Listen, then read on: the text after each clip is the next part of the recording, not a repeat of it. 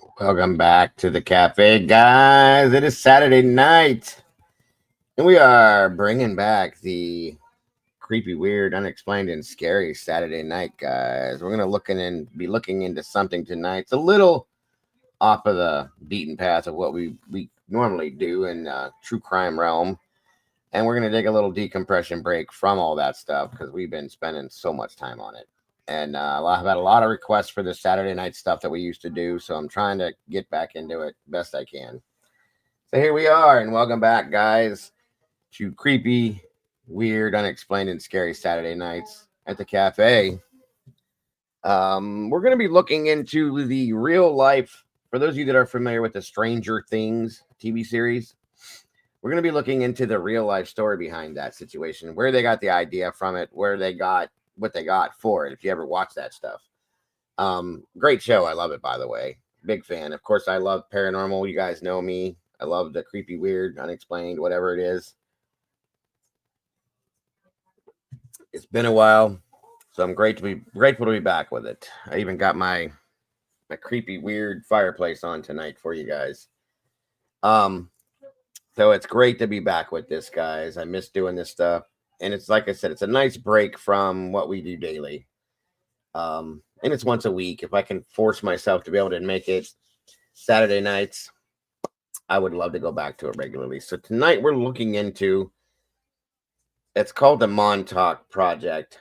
I put experiment up there, but that and things that are in that realm, we're going to go through that tonight. Is it true? I don't know. Is it? It's up to you. You decipher it however you want.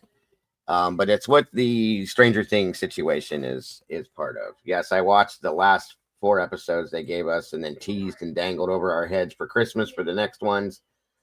I'm so irritated. And then they're gonna end it. Like I know they're adults now, but like move on to something different. It's a great show, but they won't. So who do we got joining us tonight? I know we're not gonna get as many people as we get for the true crime stuff, but share it out, guys. Let everybody know what we're doing. If anybody wants to take a break from Idaho, from true crime, whatever, and just have some little fun in here, something different, let's see what happens. So we got Kent Corbett joining us tonight. Fizzy's buzzing around. Yeah, Fizzy. They said it was. They said it was the final season. Well, I mean, they're all grown adults now, so maybe that's why. I don't know. Phenomena Mom, welcome. Good to see ya. Miss Paula, always happy to have you in the house. Jen 7, welcome back to you. Sam Panther, great to see you tonight. Jane Kendall, always happy to have you in the house, dear. SRBBB, as long as we can have her. She's getting tired, guys, but she'll be here as long as she can be here. Mama Bear's even popping into the chat a little bit. Good to see you, Mama Bear. Throwing out all her new emojis she gave you guys for all you members. Let's see who else we got in here. Then I didn't make sure I'm not missing anybody. For those of you that are out there in the hallway just watching, not in chat, thank you. We appreciate you very much. Brady B's in the house as well. Good to see you, sis. Miss Reality, Krista Marie. Good to see you, Krista. Hemisphere, what's up, brother? Good to see you. I'm glad to see you guys wanting to jump in here with us tonight. Like I said, it's not true crime, but it's definitely interesting. I'll tell you that much. If you're into this kind of stuff, I think you'll get a little kick out of this stuff, guys. Every week, I'm going to try to do this on a Saturday night like we used to, if I can keep up with it going forward. So 23 peeps in the house. Not too bad. Share it out, guys. Let everybody know what we're doing. Looks like we got 20 likes. Let's see if we can make that match for, if nothing else, you guys. Thank you guys for being here. It really means a lot to me that you're joining us tonight for this. So very much. So come on in, grab a seat. Like I said, we're going to be getting in tonight to the real life true story basis of where they got the Stranger Things series from. It's called the Montauk Project, and things in that realm. There was a few things that went down, such as that, the Philadelphia experiment, many more, Manhattan Project, many other things too. So we'll see. Angel D, my favorite Aussie in the house. Good to see you, Angel. Thank you for being here tonight. Do appreciate you all very much. Come on in, grab a seat, get comfortable if you will. See what we can get into in here tonight. Who knows? Maybe it'll lead into something else. It always does. So share it out. Let everybody know what we're doing. Bring them on over. Tell them the cafe's open late tonight so that we can do some wild stuff that's a little different from the norm. How many of you guys are familiar with the, hold on here, the, first off, how many of you are familiar with Stranger Things? And then second off, how many of you are familiar with or has ever heard of the Montauk Project? Okay, let me put it this way. If you're familiar with the Montauk Project, put a 1 in the chat for me.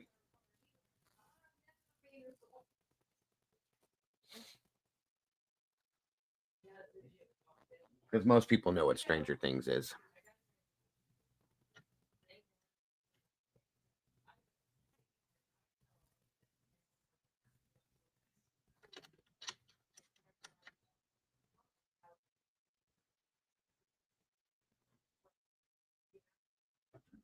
Miss Jen, busy.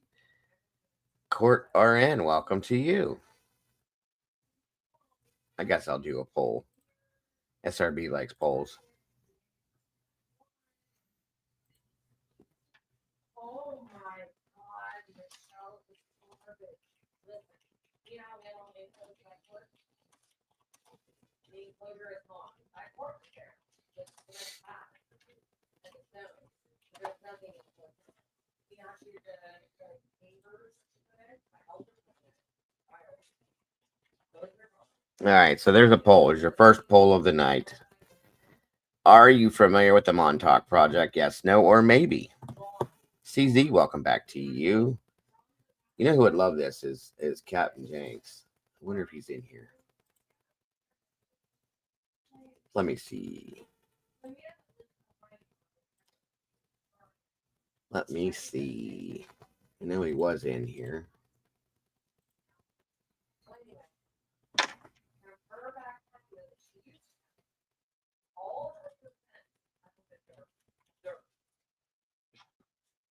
Maybe not. Okay.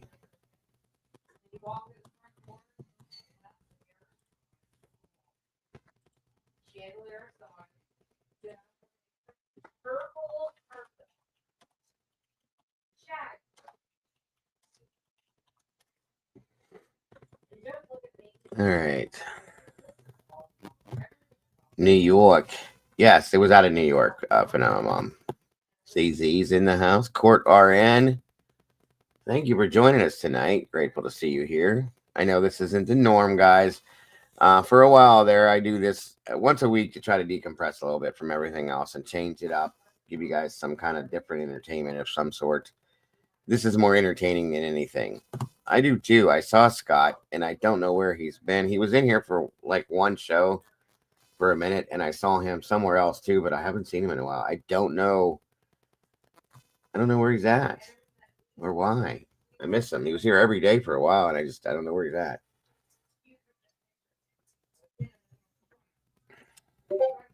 Come on down, everybody.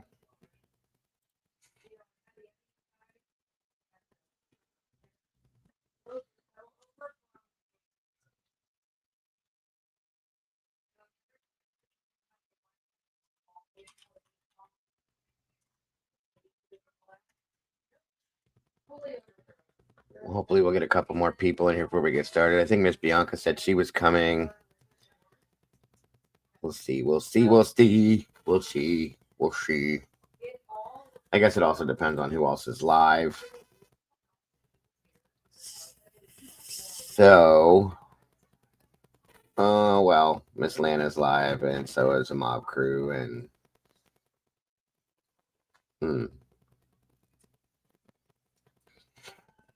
and yeah, there was an actual situation that happened, a real life situation, you guys.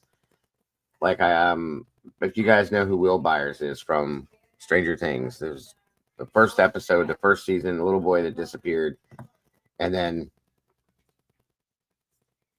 they found him. There was something like that happened. So good to see you, Krista. Come on in. 28 you guys in here now. And we got 27 likes. You guys are caught it up. You guys are amazing. Krista's watching from bed. Well,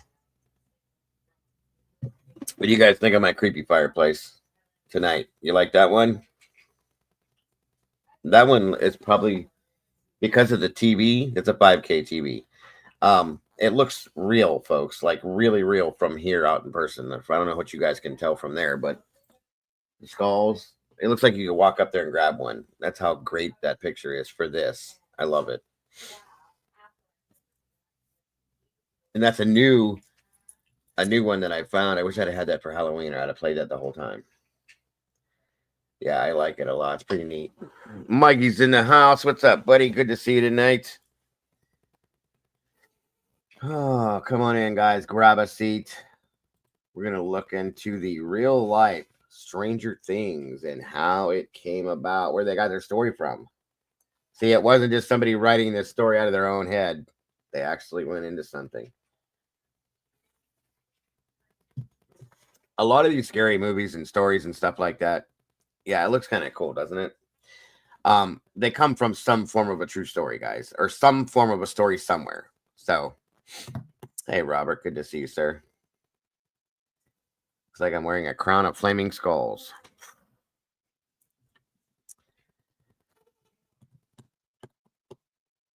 My dad's huge TV, and you feel like it's another room. Mine is not. Oh, yeah. Now, the one I have in the living room, guys, this is a 58-inch. The one we have in the living room is a 76, 78-inch. It's big. It's monstrous. That's when we watch football and everything on, because it's so big. Bianca, the beautiful Miss Bianca's in the house. Hello, dear. Welcome to you. Thank you for joining us. Thank you, Angel. I'm glad you do. Krista was remote viewing, or she was remote viewing. Got you. Laura Rao 1255. Welcome. Stuart Swirlo territory. There you go. Thank you for joining us tonight. Again, share this out, everybody. Let everybody know. Yes. The movie Scream was based on Danny Rolling, the Gainesville Ripper. The Amityville stories, all of these things are based on some form of, especially I did a whole series about 3 years ago. Some of you guys that were here a long time ago, Mike, Mama Bear, a lot of you guys remember I did the Midnight series where it was a bunch of the true crime stories that are movies that are based off of true crime, true stories. Sorry, I'm getting tired, you guys. Just saying. Thank you from Laura. Well, thank you for being here, Laura. We appreciate you. Dago's ring, his ring of fire. SRB's tired. Can you guys tell? Thank you to my mods that are here with us tonight. Fizzy's in the house as well. I don't know how long we'll have you guys, but I hope I have at least a couple of you guys in here. Thank you for being here. Apparently, the Muffin Man was a serial killer from 1500s nursery rhymes. Comes from, ooh. Is that one of Grimm's fairy tales? That's crazy, Sam Panther. I didn't know that. Yeah, they were pretty cool, Mike. I remember I did a lot of them. We had a whole bunch of stories that I had dug into and found that they're based on these movies were based on true crime, like true stories, and it was wild. Yes. Montauk is where Amityville. It's in New York. Montauk was in New York. That's correct. Same as Amityville. I didn't know that, Sam. That's awesome. The Muffin Man. Do you know the Muffin Man? The Muffin Man. Yes, I know the Muffin Man. Down on Drury Lane.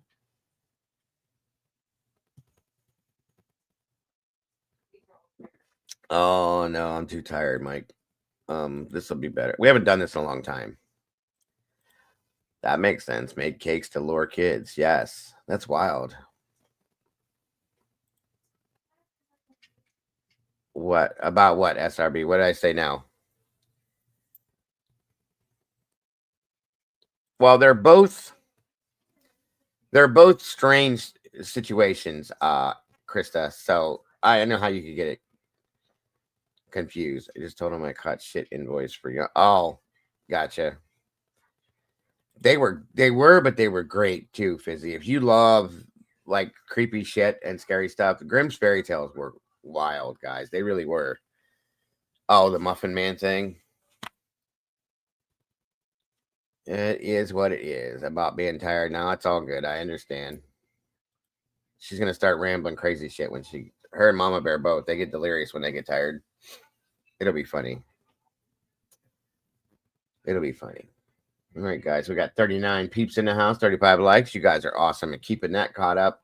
Again, share this out, everybody. Please let them know what we're doing in here. Taking a little break from the true crime world. Jumping into Saturday night and getting a little bit more entertaining, if we will. What was the LSD project called? I just talked about this the other day.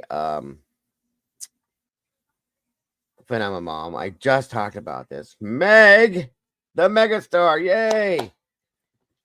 Yes, you finally got some ghosty stuff, Meg. I did this just for you. And Cassie always loves this shit, but she's not even here. See? Cassie better bring her bouquet in here. She likes this stuff. She's always yelling at me for not doing it, and now she's not here. My university offered an entire semester class on Grimm's fairy tales. I didn't take. Oh my god, I would have loved that. CZ would have loved it. That's why I'm doing sleep studies. Oh, I know, hon. I know. Hopefully, you do get it figured out. Court RN. At the end of the day, all these things are related to some aspect. Yes, they are. Yes, they are. Court RN. That's correct. Oh hell yeah, Jen. Tales from. I love Jen. She's always got the greatest music taste and movie and TV show. We have a lot in common, Jen and I do, that's for sure. Good point, though, Court RN, very much so. I'm grateful I can do this tonight with you guys, too. I miss doing this stuff. I truly do, you guys. Still would die seeing a video of Bear's phone smacking her in the... Yes. When Mama Bear... Pow. Good to hear. Good to hear, Robert. I got plenty of stuff to go through, you guys, at any time. I have so much stuff. We could just watch videos of things that I'm embedded in. You know what I mean? I don't sleep, at least not for very long. Got 3 hours over the last. Jesus, babe. That's not healthy, hon. That's not healthy. Zach Baggins. That dude's a mess. He is. He is. Probably separate time for Cass. Yeah, it is probably around that time. Well, hopefully she jumps in afterwards. I do this stuff. She's one of the people I do this for because I know she likes it. And she yelled at me, which she's right, guys. As much as I love Halloween time, and all this stuff, I didn't do any of this over Halloween, which is crazy to me because I don't know. It's just October was a crazy month. I was busy with stuff and I was sick a couple times, so I just didn't get a chance to. And you just watched the CW video on Montauk, didn't you? No, I didn't watch that one, but I saw that one, Meg. I saw that one when I was looking this stuff up. Yes, it's awesome stuff. And it's entertaining, guys, and it's a nice break from what we do. It truly is. You know, listen, as much as we love, well, as much as much as we want to know what's going on in Idaho and all this other stuff, guys, we hate this case. Most of us hate this case in Idaho. So this is a nice detaching break to decompress from that. Just saying. Heard you were talking. Yeah, I was talking shit. What you gonna do about it?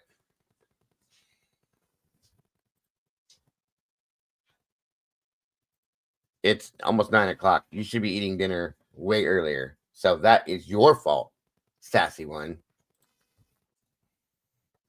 Yes, I do too.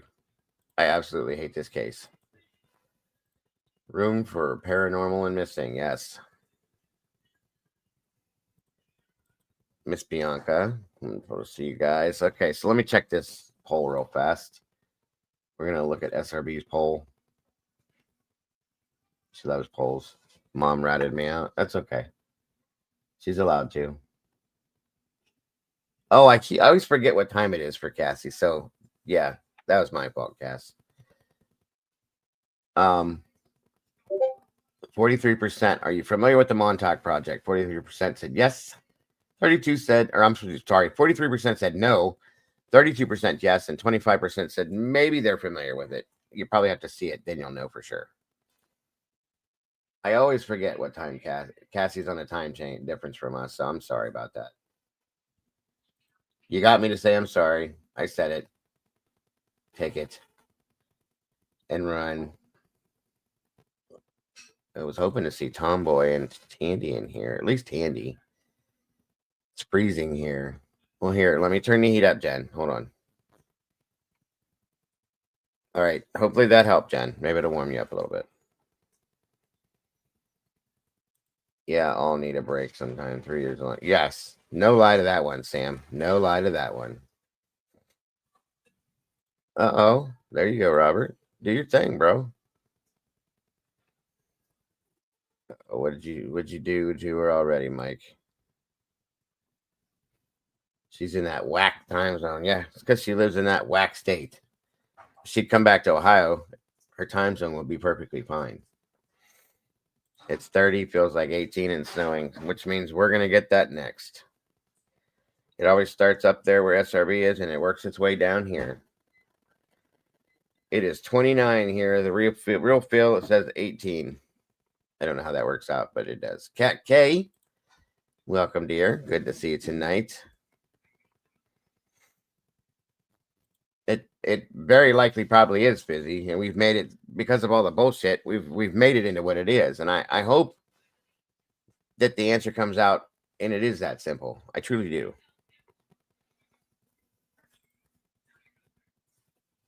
Oh, it's not Kat's birthday, is it? That'd be awesome, Robert. I'd be down for it.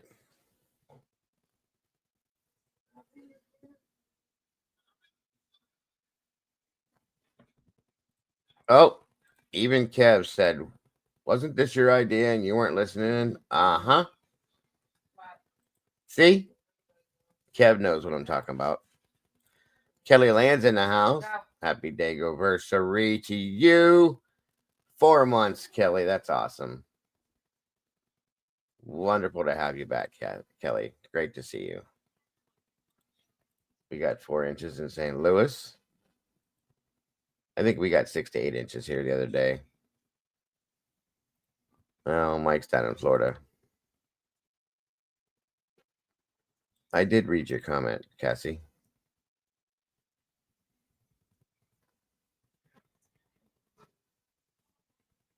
I threw it up on the screen too.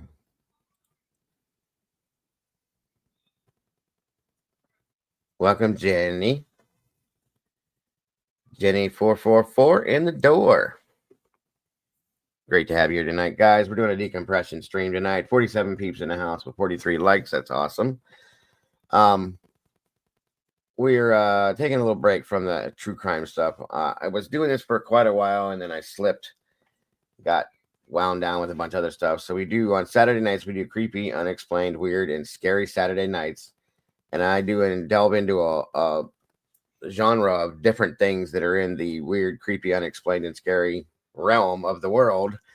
And we go through it, whether it's hauntings or creatures or monsters or Bigfoot or whatever the hell you want to call it. We go into different things in different times. So I'm going to try to get back into doing that Saturday night so that we can get a little break from all of the true crime craziness that we're involved in throughout the week. So hopefully it works out and I can keep on a regular schedule every Saturday night. So come on in, get comfortable. Get this show on the road again. For those of you that are just popping in, we're looking into tonight the Montauk project and things such as, okay, which is where they got the basis for Stranger Things at, guys. So if you're interested in that stuff, I hope you stick around through this. I hope to see you guys here till the end. We'll try not to make it too super long.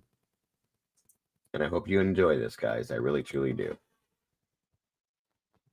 I know Meg likes ghosts, and we've been talking about ghosts lately. So here's your ghosts, Miss Meg. All right, let me see which one I have here. I guess I'm going to go with this one here to start with. Just to see what we got. Give you guys a little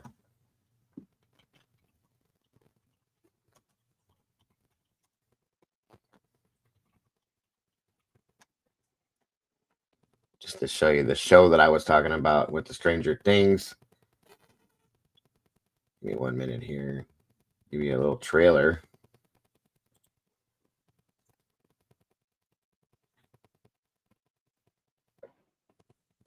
Let me give you a trailer for Stranger Things,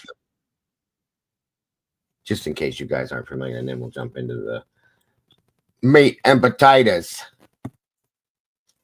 That was weak. I know. Uh-oh, Kelly dropping the first of the goals. Thank you, Kelly, for that. God bless for the Coffee Talk Fund. Yes, I love it. Love it, love it. And thank you so much for that. That's the first of our goals for the night. I appreciate that very much.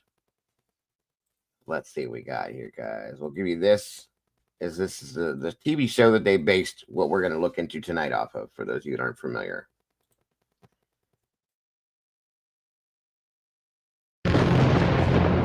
It's time.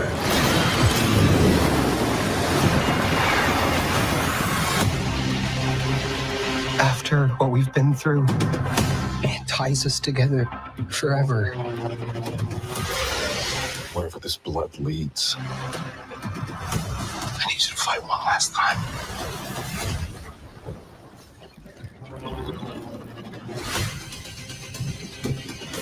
And it's not gonna stop until we're drained of every last ounce of suffering.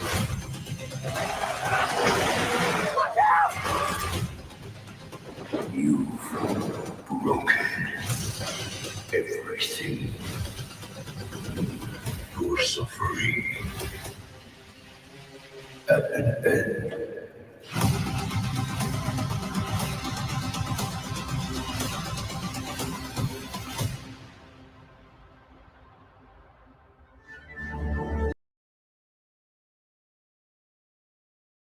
All right, so there's a trailer for the Stranger Things 5. They're still looking for Vecna, number 8, whatever you want to call him, Henry. By the way, you guys, for those of you that like that kind of stuff, I've been watching another great show. You guys need to look into Welcome to Derry if you haven't watched that yet, because it is the bomb. It's another good one.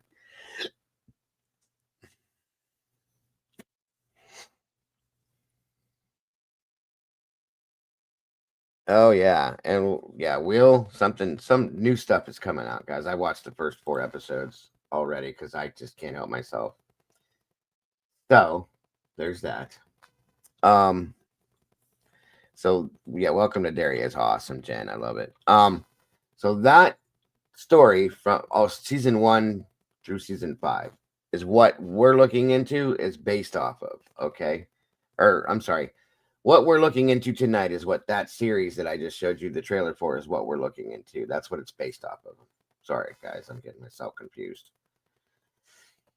So, let's get back to the meat and potatoes. I can't do it right. Mr. Harsh does it perfectly. All right. So this portion of this is called the Montauk Project. Okay. Give me a minute here to find the...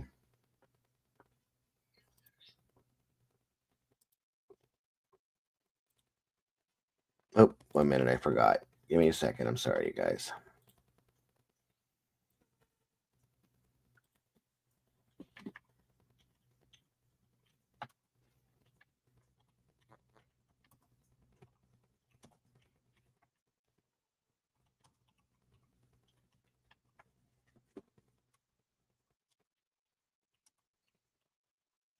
Okay, hold on. I'm gonna make sure everything's gonna work right.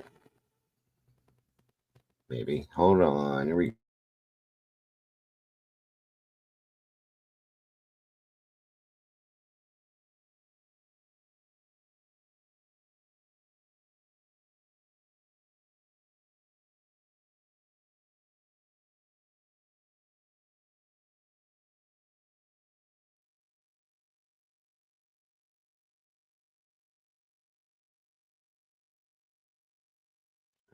Here we go. If there's any issues, audio, video, anything, guys, let me know, please, and I will try to fix it the best I can.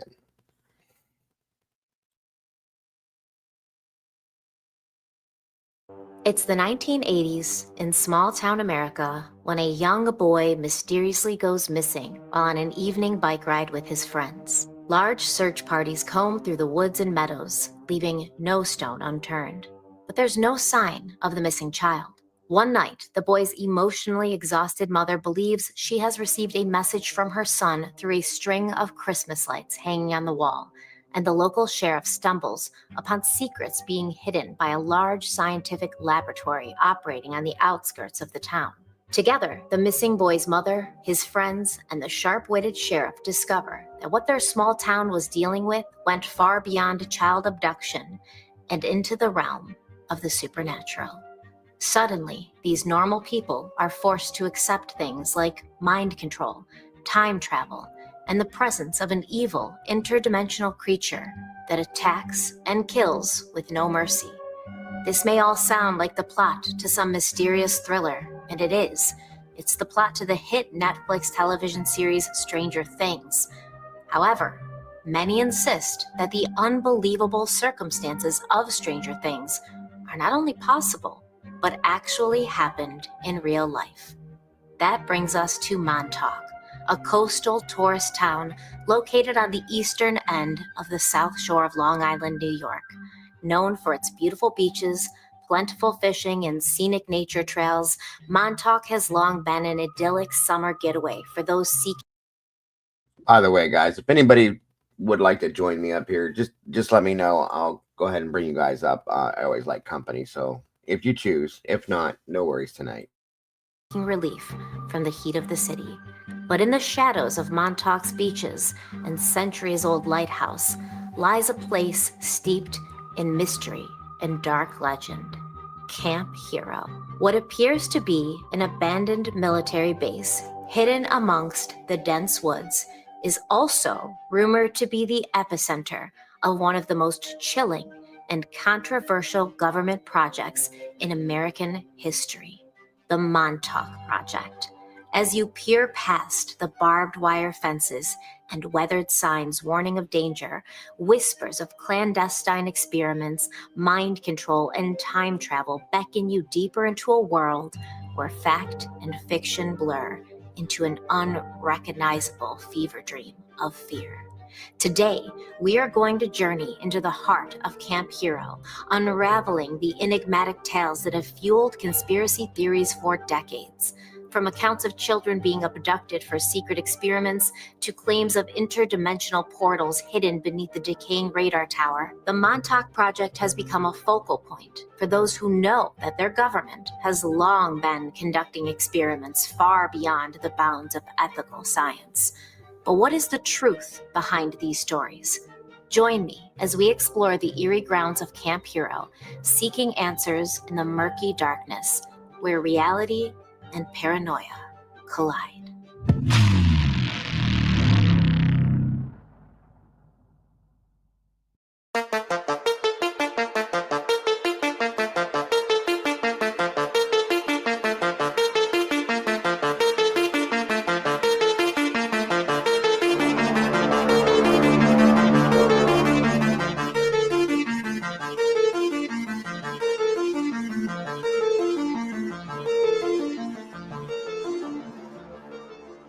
Tales of aliens and mind control are terrifying, but not as terrifying as what is potentially waiting out there for you on the internet. Just like we take precautions to protect ourselves out in the world, we need to protect our online privacy, and that is where Surfshark VPN comes in. Surfshark does a lot of things to help keep your online privacy intact and to also help you make traveling, whether it's for work or pleasure, a lot easier. And that's why I love bringing Surfshark VPN along with me when I film Strange and Unusual, because I'm in a lot of different places, a lot of not so safe Wi-Fi networks, and Surfshark VPN is my travel companion. Surfshark is jam-packed with features that go way beyond the basics. They secure your data with industry-leading measures by using uncrackable encryption and the most secure VPN protocols. They also provide IP and DNS leak protection so that no one can tell where you're connecting from, because that's no one's business but yours. If you travel a lot or even a little, Surfshark will help you overcome location-based price discrimination on plane tickets or car rentals by connecting to VPN servers in different countries. And you can still reach your favorite sites and services even if you're in countries that ban them, because Surfshark does not play with that censorship game. They bypass geo-blocking to give you access to things like Facebook, even in China. And with Surfshark, you can unlock 15 of the largest Netflix country libraries, including the US and Japan. All you have to do is connect to a server in that country. You'll have access to BBC iPlayer, Hulu, and other limited streaming services wherever you are by using the servers in those countries. And right now, Surfshark is available on 3,200 plus servers in 100 countries. So you're going to find a server anywhere you go. And you can also unlock content on most platforms by installing the VPN on computers, phones, smart TVs, and more. On that note, another amazing thing about Surfshark is that one subscription allows you to install and run Surfshark, or was actually first used for 4 to 5 began the development of the Montauk. The light subscription box, if that's easier for you. The Montauk Project, Camp All right, guys. Hero, all of the crazy things that are happening over there in Long Island. I've been fascinated with it for years.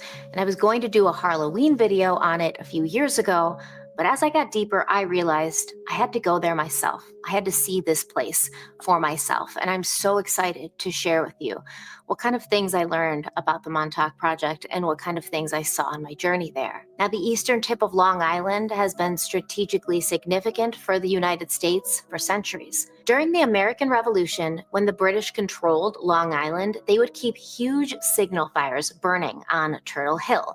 It's this bluff overlooking the sea. And they did this so that they could signal their ships out in the rough waters of the Atlantic Ocean. Even before that, the Montauk tribe would light signal fires on Turtle Hill to summon chiefs and warriors to their tribal council. Once the United States gained its independence from the British, George Washington, the first president of the newly formed country, he felt that Turtle Hill would be the perfect place to build a lighthouse, and Congress approved this in 1792. Now, why was it believed that Montauk Point, or Turtle Hill, would be a good place to build a lighthouse? Well, for several reasons. A lighthouse was built in this specific location to serve as a desperately needed navigation aid for ships traveling along the treacherous waters off the eastern tip of Long Island. The area where the Atlantic Ocean meets the Long Island Sound was and is notorious for its dangerous shoals, unpredictable currents, and frequent fog, making it a perilous route for maritime vessels. That wasn't great because, especially back in the day, this was the main route taken for commerce and trade, and a lot of ships and goods were being lost between ports in Europe and ports in New York and Boston. The lighthouse would provide a beacon to guide these vessels safely through the hazardous waters, reducing the risk of shipwrecks and ensuring the safe passage of people and goods. The Montauk Point Lighthouse was the first lighthouse built in New York State, and today it is the fourth oldest active lighthouse in America. For many, many years, the Montauk Lighthouse was tended by civilian keepers, and the area was not the hustling, bustling tourist hotspot that it is today.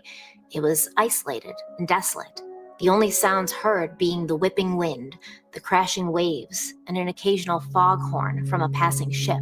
My crew and I were on the ground in Montauk, and on our first day there, we took a bike ride tour with Ryan, who owns and operates Hampton's Adventure Company. He took us to a lot of great places, a lot of great scenic areas.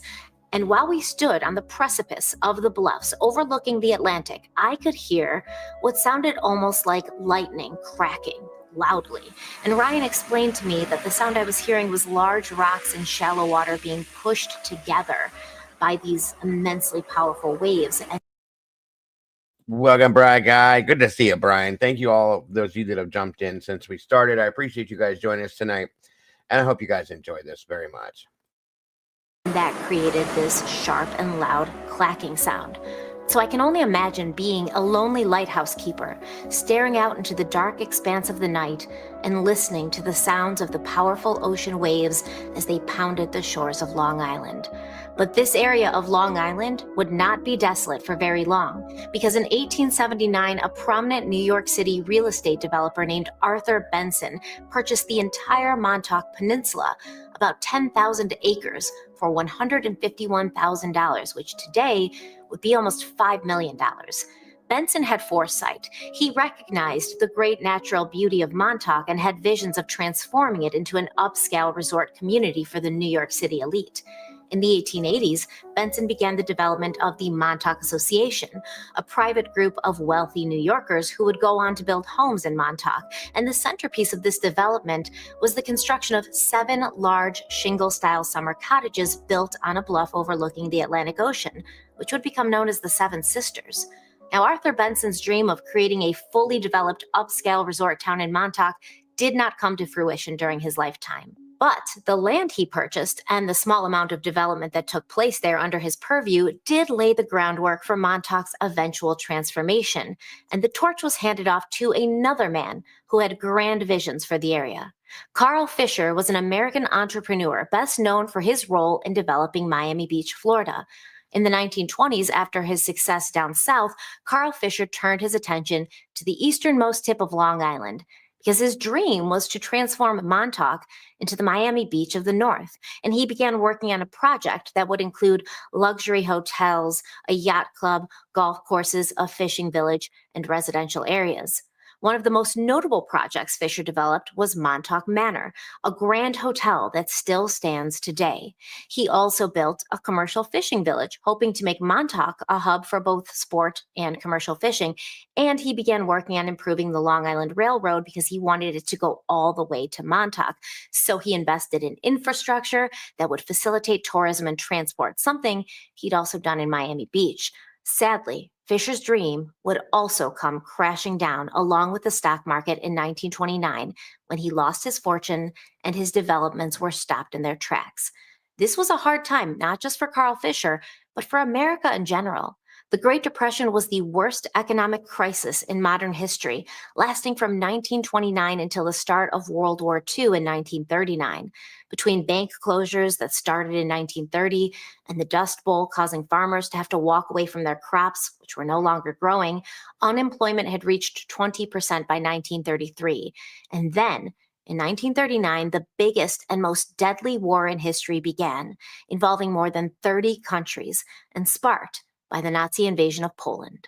Camp Hero was officially established as a U.S. Army base during World War II in 1942, and it was built immediately to the west of the lighthouse. The base was originally named Fort Hero after Major General Andrew Hero Jr., and it was constructed to defend the New York coastline from potential Axis power attacks, particularly from German submarines and ships, which were targeting Allied shipping. Its location, jutting into the Atlantic, made it an ideal point for coastal defense, and it was primarily used as a coastal artillery installation, which was part of the U.S. Army's Eastern Defense Shield. And it's actually very cool, and I wish I could talk about it more, but the Eastern Defense Shield was a huge network of coastal installations designed to protect the eastern seaboard during the war. Fortified gun emplacements along the coast were built to defend against enemy ships and submarines, and large naval guns ranging from 6 inches to 16-inch caliber were placed in bunkers and camouflaged to blend into the surrounding environment. And if you go to Montauk today, and if you stroll around Camp Hero, which is now a state park, you can still see these huge bunkers where these guns used to sit. The United States Navy also acquired land in the area, including Fort Pond Bay and the historic Montauk Manor. They built docks, seaplane hangars, Why, thank you, Mr. Bry Guy. Let's see, guys. It looks like Brian gifted a membership, and it went to Jenny444 in the door. Awesome. Congrats, Jenny. Welcome to the sauce. And Brian, thank you. We love you, buddy. Absolutely appreciate that so very much. Very generous. Congrats, Jenny, and welcome to the sauce. That's awesome. I love it, love it, love it. Thank you again, Brian. Very much appreciate it, bud. as always. On we go. Barracks and other buildings in the area, along with an enormous torpedo testing facility. And all the while, the U.S. Coast Guard had taken control of the lighthouse, kicking all of those civilian lighthouse keepers out. The whole facility, with the Army, Navy, and Coast Guard, was officially known as the United States Military Reservation, but locals called it Camp Hero. An interesting fact is that in order to protect the base from enemy bombers and German spies and fishing boats, the entire base was built to resemble a run-of-the-mill New England fishing village. Concrete bunkers had fake windows painted on them and ornamental roofs placed on them with fake dormers. The gymnasium was made to look like a church, complete with a steeple, and other military buildings at Camp Hero, including bunkers, a dining hall, and even a bowling alley, also had similar things done to them, so that if anybody was flying from above, they'd think it was just a fishing village. When World War II ended, the base was temporarily shut down and used as a training facility for the Army Reserve. After the surrender of Nazi Germany in 1945, there were other issues to worry about because obviously during World War II, the United States and Great Britain had worked with the Soviet Union in order to defeat Hitler. But when World War II ended, that uneasy alliance began to crumble. And that led us into the Cold War. Now, the term Cold War was actually first used by English writer George Orwell in 1945 to describe what he predicted would be a nuclear stalemate between 2 or 3 monstrous superstates, each possessed of a weapon by which millions of people can be wiped out in just a few seconds. Now, obviously, he's speaking about the atom bomb. And in the 1940s, as the Cold War began to heat up, U.S. intelligence was aware that the Soviets were producing their own version of the American B-29 bomber, the most feared and capable bomber jet of World War II. The B-29 could carry more payload and fly faster and at higher altitudes than any other option at the time. And this edge allowed the B-29 to successfully carry out the long-range and systematic bombing of Japan in 1944 and 1945. So the B-29 goes down in history as the bomber that delivered the first nuclear weapons used in combat. And when the United States found out that the Soviet Union was replicating the B-29, they got worried. Luckily, reconnaissance indicated that the Soviet Union didn't have bomber bases, which would allow their planes to come within striking distance of the continental United States. Plus, Hang loose, guys. I know this seems a little boring. She's telling you the entire story to get to the point of this. It's important to understand all this. Still had possession of the world's only atomic bomb, and this gave the U.S. a sense of confidence and power that wouldn't last forever. During the Cold War, the threat of a nuclear attack was always present, and everyone was obviously super stressed out about it. They wanted some assurances that if an attack was imminent, they would have some extra warning, to hide under a desk where everyone knew you'd be safe from an atomic bomb attack. In 1946, to assess the Soviet threat, the U.S. military had a research and development company conduct a study to appraise our air defense situation. And understand, guys, okay? There is no worries, Jenny. Back in the days of World War I, World War II, the Cold War period, but a lot of it went on in World War II. There was a lot of strange experimentation, special projects within the military services, lots of things that went on. Okay. The 50s, the 60s specifically, a lot of weird, strange situations within the military and specific testing that they did. Okay, we all know about the horror that went on over in Germany with the Nazi military, the Nazi experimentation with the crazy doctors they had, but so many things, guys, bad stuff. Okay, this is no bullshit, folks. I looked into this a long time ago, but the doctors that Hitler had working for them over there, the U.S. did their own stuff, but over there, anybody ever saw the movie The Island of Dr. Moreau? They were literally trying to do stuff like that. Okay. Crossbreeding humans with certain animals and just weird things, you guys. And it's like, you're thinking about it now, like, why in the hell? They were doing stuff. They thought they were playing God. and trying to create these things. It was horrifying. Okay. Absolutely horrifying. It beyond, and I mean, that movie, obviously it's fiction, but it was based slightly off of stories of things they tried to do that obviously didn't work. Okay. Truly and honestly crazy shit. So I'm not saying that's what this is, but understand that back then, a lot of this stuff that went on, people didn't realize, they didn't understand. And as technology started to grow and change and become more, they would learn things, and they would take the things that we had and gaining the medical technology that we were gaining and stuff. They're like, oh, we can try this and we can try that. And they were trying to create like super soldiers and there was one point in a story I read where they were trying to crossbreed a human male with a gorilla, hoping that the human would have the gorilla strength. Guys, you can't do shit like that. And they were injecting like horse blood into human beings to try to make them faster and quicker and with more stamina to be better soldiers. Now, I'm not saying that we did that here, but I'm also not saying we didn't. I don't know, but I've read horror stories about that happening over in Germany and stuff like that. Crazy. There were people that were left over there to die, that were just destroyed because of the things they did to them, you guys. Sad, scary, and crazy shit. Now, they also tried other things along with what you're going to see in here. Here, you shouldn't play God, folks. That's all I'm telling you. I'll stop throughout this here and there to have different discussions with you guys, because it's better than just watching the damn video straight view, because this is interesting to me. Really, really interesting. The stories that I've read and some of the stuff that I've seen is just absolute insanity to me. And I love talking about this stuff. So we will definitely be doing that throughout this. 1947, the Secretary of Defense announced that planning was underway for a national early warning radar network. And 9 days later, the Air Force Chief of Staff approved a blueprint for 374 radar stations and 14 control centers that would be built throughout the continental United States, plus an additional 27 stations and 4 control centers in Alaska. Called Project Supremacy, the plan predicted that with immediate and proper funding, the system could and would be operational by the middle of 1953.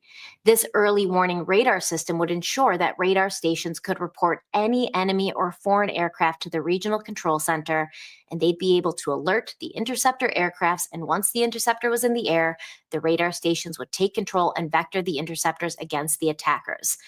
So this means that all these radar stations were very important. This plan ended up being approved just in time, as Air Force intelligence warned of a surprise Soviet attack in early 1948. In June of 1948, the United States Air Force Air Defense Command was instructed to remove radar sets from World War II storage and place them in the northeastern United States, specifically Twin Lights and Palermo in New Jersey and Montauk Point in Long Island, New York. As part of this network, an AN/TPS-1B long-range search radar was placed at Fort Hero in 1948. And in September of that year, the Air Force ordered 13 additional World War II radars to be placed over an area stretching from Maine to Michigan. In December of 1960, the original radar tower in Montauk was replaced by a much higher powered radar, the AN/FPS-35, and this was able to detect airborne objects at a distance of over 200 miles. And reportedly, the radar tower was so powerful that it became a bit disruptive to those living nearby. Powered by 6 100-horsepower motors working at a speed of 1 revolution every 12 seconds, local television and radio broadcasts would often be affected. You would hear a blip every 12 seconds. And because of this, the tower was shut down for a short period in 1961. There's a lot of other speculation about what was happening. People said the radar tower was causing residents living nearby to have these horrible headaches where they just felt like they couldn't focus, and animals started acting all crazy. But apparently those are just rumors. And it was just that the radio and television station broadcasts were being interrupted every 12 seconds. And by 1962, these issues had been resolved and the radar tower was back up and running. The 85-foot concrete tower was an integral part of one of the largest radar systems in the world. Its location was remote and closed to the public, and at the very top sat a 40-ton radar dish. For many years, the giant tower kept watch over the East Coast, but by 1978, the Camp Hero base had become essentially obsolete due to the emergence of orbital satellite technology, and the radar tower was officially shut down on January 31st, 1981. That's the official statement. However, reportedly, removing the large antenna of the radar was too difficult, so it was left in place, and it remains there to this day. By 1984, there were rumors that the General Services Administration was trying to sell the Camp Hero site to real estate developers, but apparently local environmentalists protested. They were worried that the area's many unique and fragile ecosystems and animal habitats would be disrupted or erased completely. The remaining portions of the military reservation were allegedly decommissioned, and most of the facility, including Camp Hero, was donated to the National Park Services. Now, the official word is that throughout much of the 80s and 90s, this area was not inhabited. Nobody was there, nothing was happening, and it fell into disrepair. And then on September 18th, 2002, Camp Hero State Park was opened to the public. The park currently encompasses 415 acres, including heavily wooded areas, a long expanse of beachfront along the Atlantic Ocean, and the mysterious and abandoned military installation of Camp Hero. Now, I can say from firsthand experience, this park is stunning. You could spend days lost in the natural beauty and the peace that it offers, along with breathtaking ocean vistas and dramatic bluffs rising from the beaches. An extensive system of trails are available for walking, hiking, and biking, and the park offers some of the best surf fishing locations in the world. But behind the wholesome image of a gorgeous state park is still a mystery that endures, and there are still people who can't look past the darkness of what they claim Camp Hero actually was, a cover for sadistic government experiments which took place under that radar tower in secret labs which were connected by a series of tunnels. Believers of what is called the Montauk Project say that thousands of children were snatched off the streets and kept underground where they were abused in a systematic way, a way that would break their psyches so that they could be programmed into super soldiers known as the Montauk Boys, and that the Montauk Project scientists had found a way to tap into these kids' consciousness and control their minds. But if mind control experiments at the hands of the United States government doesn't seem unbelievable enough, there's also claims of time travel and teleportation along with extraterrestrial or alien involvement. And this allegedly all began with something called the Philadelphia experiment in 1943. But before we get into that, I want to introduce you to a few people who have been instrumental in bringing the idea of the Montauk Project to the public eye. People who say they were basically involved in the project. They have firsthand knowledge of it because they were there. So first we have Preston Nichols, who is a controversial figure, but he was also an author and allegedly an engineer who claims to have been involved with the secret government experiments which took place at the Montauk Air Force Station in Long Island, New York. Now, Nichols claimed to have a background in electrical engineering, and he claimed to have worked on various projects involving communications technology. In his books about the Montauk Project, Preston Nichols has detailed his supposed involvement in highly classified experiments, and he alleged that through his recovered memories, which gave him insight into his personal experiences, he became aware of covert time travel experiments that connected to the earlier Philadelphia experiment. He further claimed that he had worked on mind control techniques that were used to influence masses of people. Nichols has described technology capable of creating time portals, capable of bending the very fabric of space and time to transport people not only to different places. Yes, CZ's right. Dr. Joseph Mengele was another Nazi horror doctor. He was named the Angel of Death. He was one of the most notorious. The U.S. Holocaust Museum has a ton of factual information. He is one of the worst, one of the main doctors that was doing this crazy, just unheard of experimentation on human beings, folks. Insanely disgusting stuff. It's crazy. They were putting different combining limbs of different people and just all the stuff I've told you about, injecting them with certain things.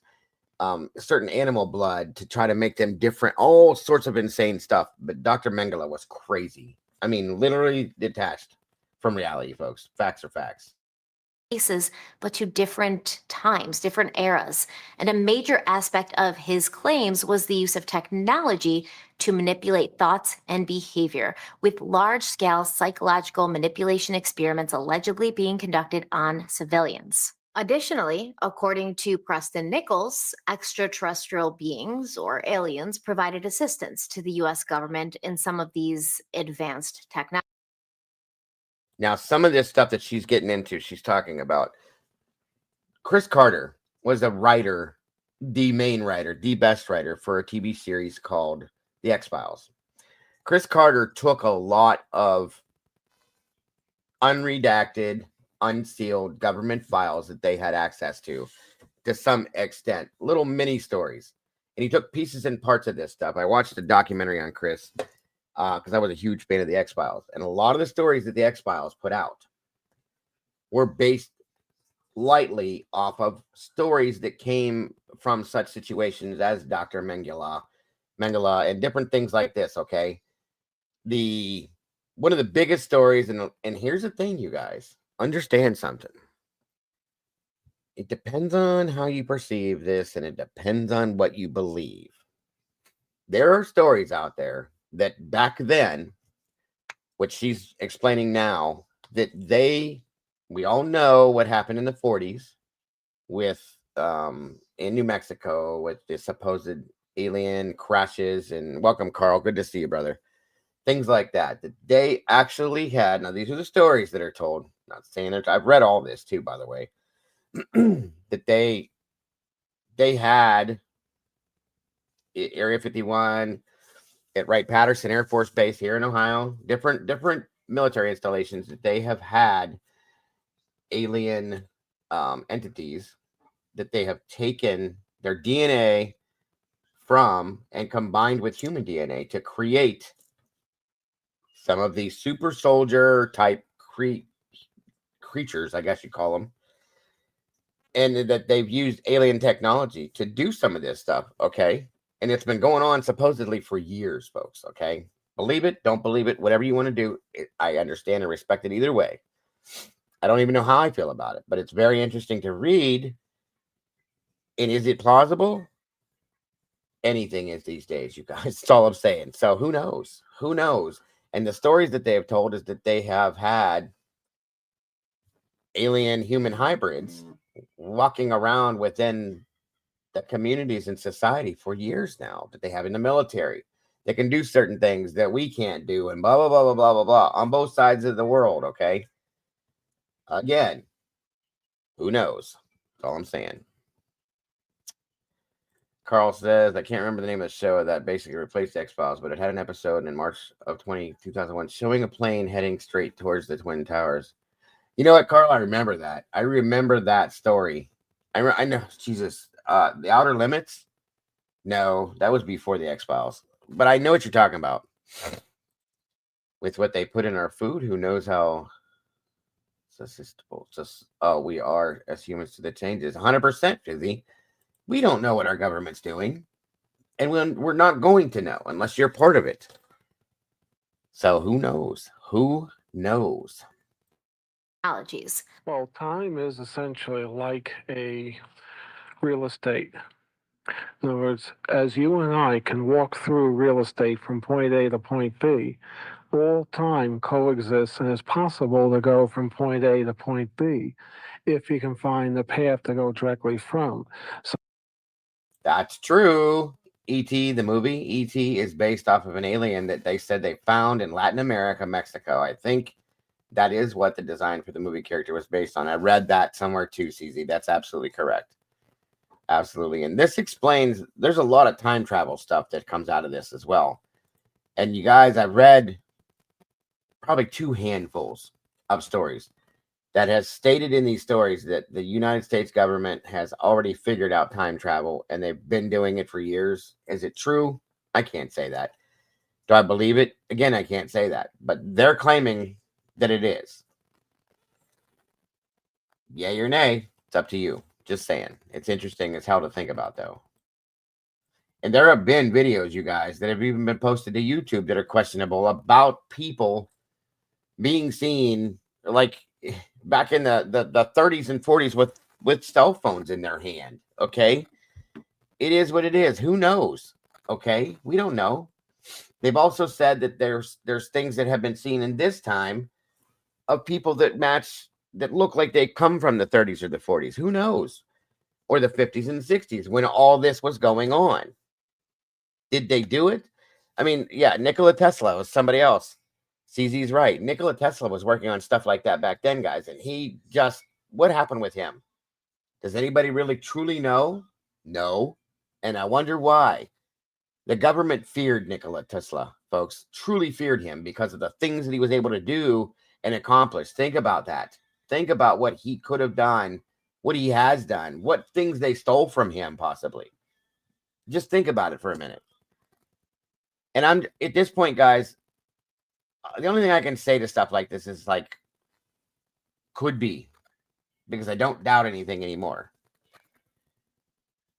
There's a few episodes in Supernatural that shows the monsters putting stuff in food that makes them more compliant. And then, oh yeah, yes.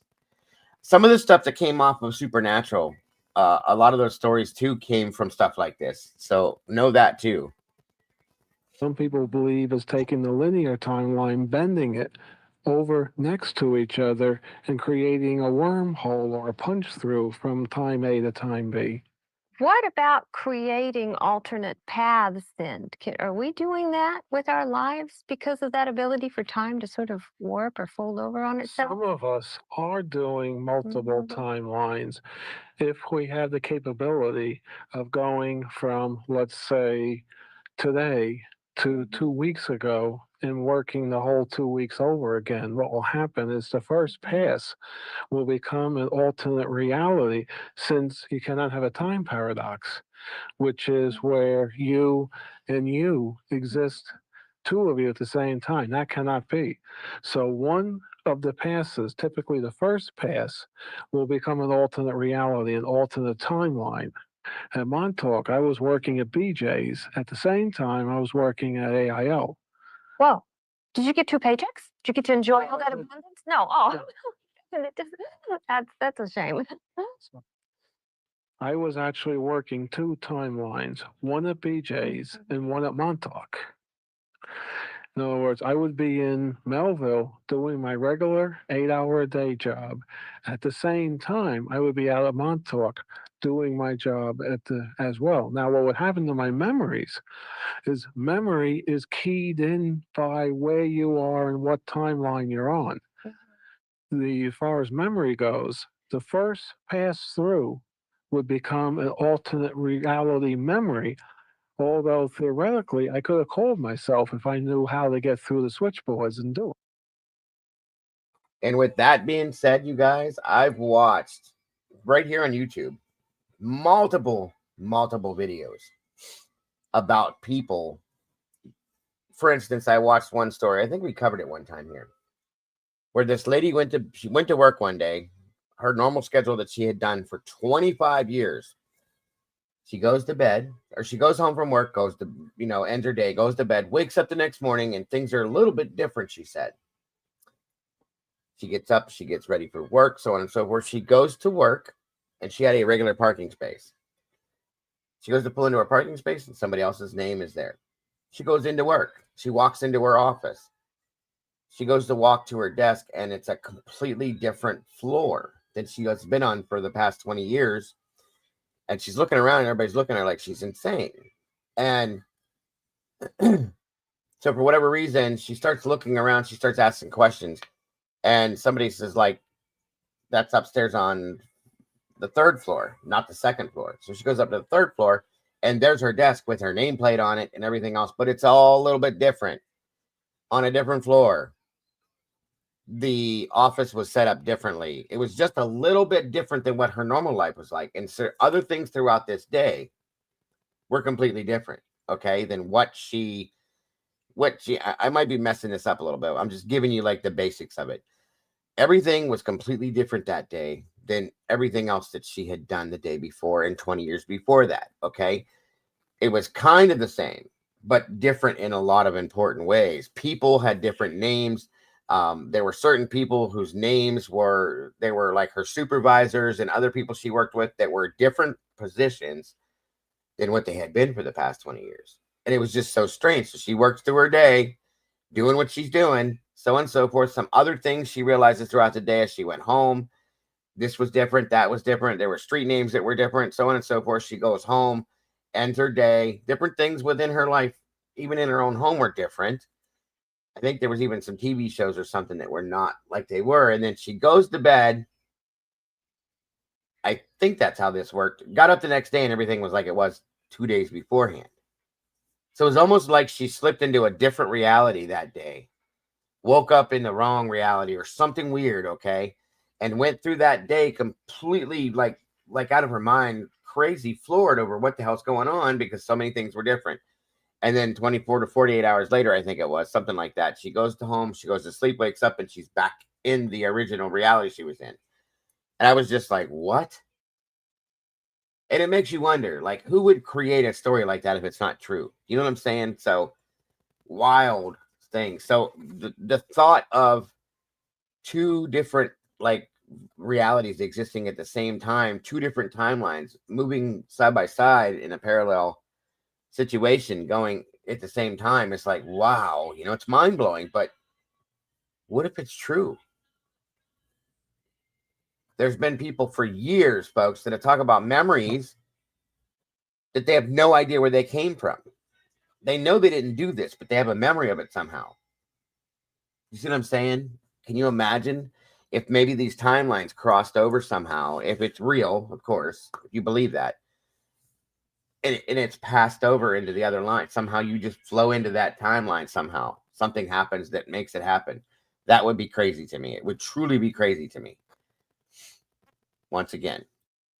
As you heard from Preston Nichols himself, he believed that he was living in two different timelines. He claims that in 1971, he was working for a well-known defense contractor on Long Island, and at that time, he obtained. I do truly remember that, Carl. Unsolved Mysteries had a lot of stuff like this, and it was just wild. And there's nothing you can do about it. You know, it's crazy stuff, but I do remember that. I'm a huge fan of Unsolved Mysteries. I think I've watched them all. A grant to study mental telepathy in order to determine whether or not it actually existed. And Nichols said he didn't believe it existed at the time. He claimed he felt it could easily be disproved. But over the course of his research, he discovered that it was in fact real and possible. Nichols said, quote, "I began my research and found out that telepathic communication operated on principles that are strikingly similar to that of radio waves. I had discovered a wave that could be termed a telepathic wave. In some respects, it behaved like a radio wave. I set out to get the characteristics of this telepathic wave. I studied their wavelengths and other pertinent facts. I determined that while a telepathic wave behaves like a radio wave, it isn't exactly a radio wave. Although it propagates in a similar fashion to that of electromagnetic waves and possesses like properties, not all of these fit into normal wave functions." End quote. Preston claimed that he began working with various psychic humans in order to test and monitor their responses to these radio waves. And in 1974, he noticed that at the same hour every single day, all of these psychic people would have their minds essentially jammed. They'd be unable to focus, to think effectively. They lost all executive function. Nichols suspected that the interference was caused by an electrical signal. So he began looking into this, eventually realizing that whenever a 410 to 420 megahertz cycle appeared on the air, the psychic brains would be jammed. After the cycle ended, it would take about 20 minutes for their brains to rebound and recover. Allegedly, Preston Nichols traced this disruptive psychic signal to Montauk Point. And he didn't really know that anything existed there beforehand. He didn't really know what he would find when he got there. But as he was there looking around, he discovered that although the military base at Camp Hero was allegedly decommissioned, it, for some reason, was still heavily guarded by U.S. military personnel. And a lot of people, especially Montauk locals, will say this when they talk about the Montauk Project, that even though by 1983, Camp Hero was completely shut down, they still had government officials, military personnel guarding areas of Camp Hero, specifically the Sage radar tower, but they would give him no further information. In 1984, Preston Nichols claims to have received a call from a friend of his who knew of his interest in Camp Hero, and this friend informed Preston that the base was now completely abandoned, there was no military personnel there anymore, and he should go and have another look around. As Preston walked through the remains of Camp Hero, he noticed a bunch of discarded high-voltage equipment that he was interested in purchasing for his work, and so he contacted the Surplus Disposal Agency in Michigan. And he was like, I want this equipment. Here's the serial number. Who does this equipment belong to so I know who I can buy it from? They informed him that they could not trace the serial numbers of the equipment he'd found. They didn't know who it belonged to at all. Reportedly, the military and the General Services Administration also knew nothing about the origins of this high-tech equipment. A week later, Nichols spoke to a woman at the Surplus Disposal Agency again. She was like, I still can't help you. But she gave him the name of a man he could talk to, and according to Nichols, this man claimed that no entity had officially admitted to being the owners of this equipment. And he was like, you can have it. Take it away. We don't care what you do with it. And this man pointed Preston Nichols in the direction of a Mr. Anderson, who apparently at that time was a caretaker of that area of the park. And he said that Mr. Anderson would show Nichols around the base, help him get the equipment loaded up. While on the base getting the equipment, Nichols says he ran into a homeless man, and this man claimed he'd been living in a building on the base since it had been abandoned in 1983. This man also told Nichols that there'd been a big experiment which had gone wrong the year before, and everything had descended into chaos. Before this experiment gone wrong, the homeless man said he'd been a technician on the base, but he'd gone AWOL before everything had descended into madness. And according to this man, the scientist had opened up a portal, and from this portal, some sort of monster emerged and began attacking everyone. The homeless man also told Nichols that he recognized him. He said, I know you, I've seen you before, we've met. And this man told Nichols that he himself had been a program director for the Montauk project. Preston Nichols was like, what are you talking about? I wasn't a part of any project. I have no clue about anything you're saying to me. But Preston Nichols also claims that he eventually retrieved buried memories, which showed him that he had in fact been a project director on the Montauk program, and that he had in fact been existing on two separate time tracks at the same time. One of these time tracks was his work with the experiments happening at Camp Hero. We're also going to talk a little bit about Christopher Garetano, a Long Island native who has become focused on finding out the truth about Camp Hero. And Garetano claims that when he was a child walking the beach in Montauk, he too was approached by a military guard who seemingly appeared out of nowhere. And this guard told young Christopher to turn back, that he couldn't go any further. Garetano said, quote, I didn't even realize there was a base there. It's difficult to even see the radar tower behind the thick foliage in the summertime if you're not looking in the right direction. But I was stopped by this guard, and I always wondered what that was. It wasn't until high school that I heard the legends, end quote. Garetano also says that he's spoken to many people who lived and worked on the base in the 1970s, and they, even then, were hearing stories about secret experiments.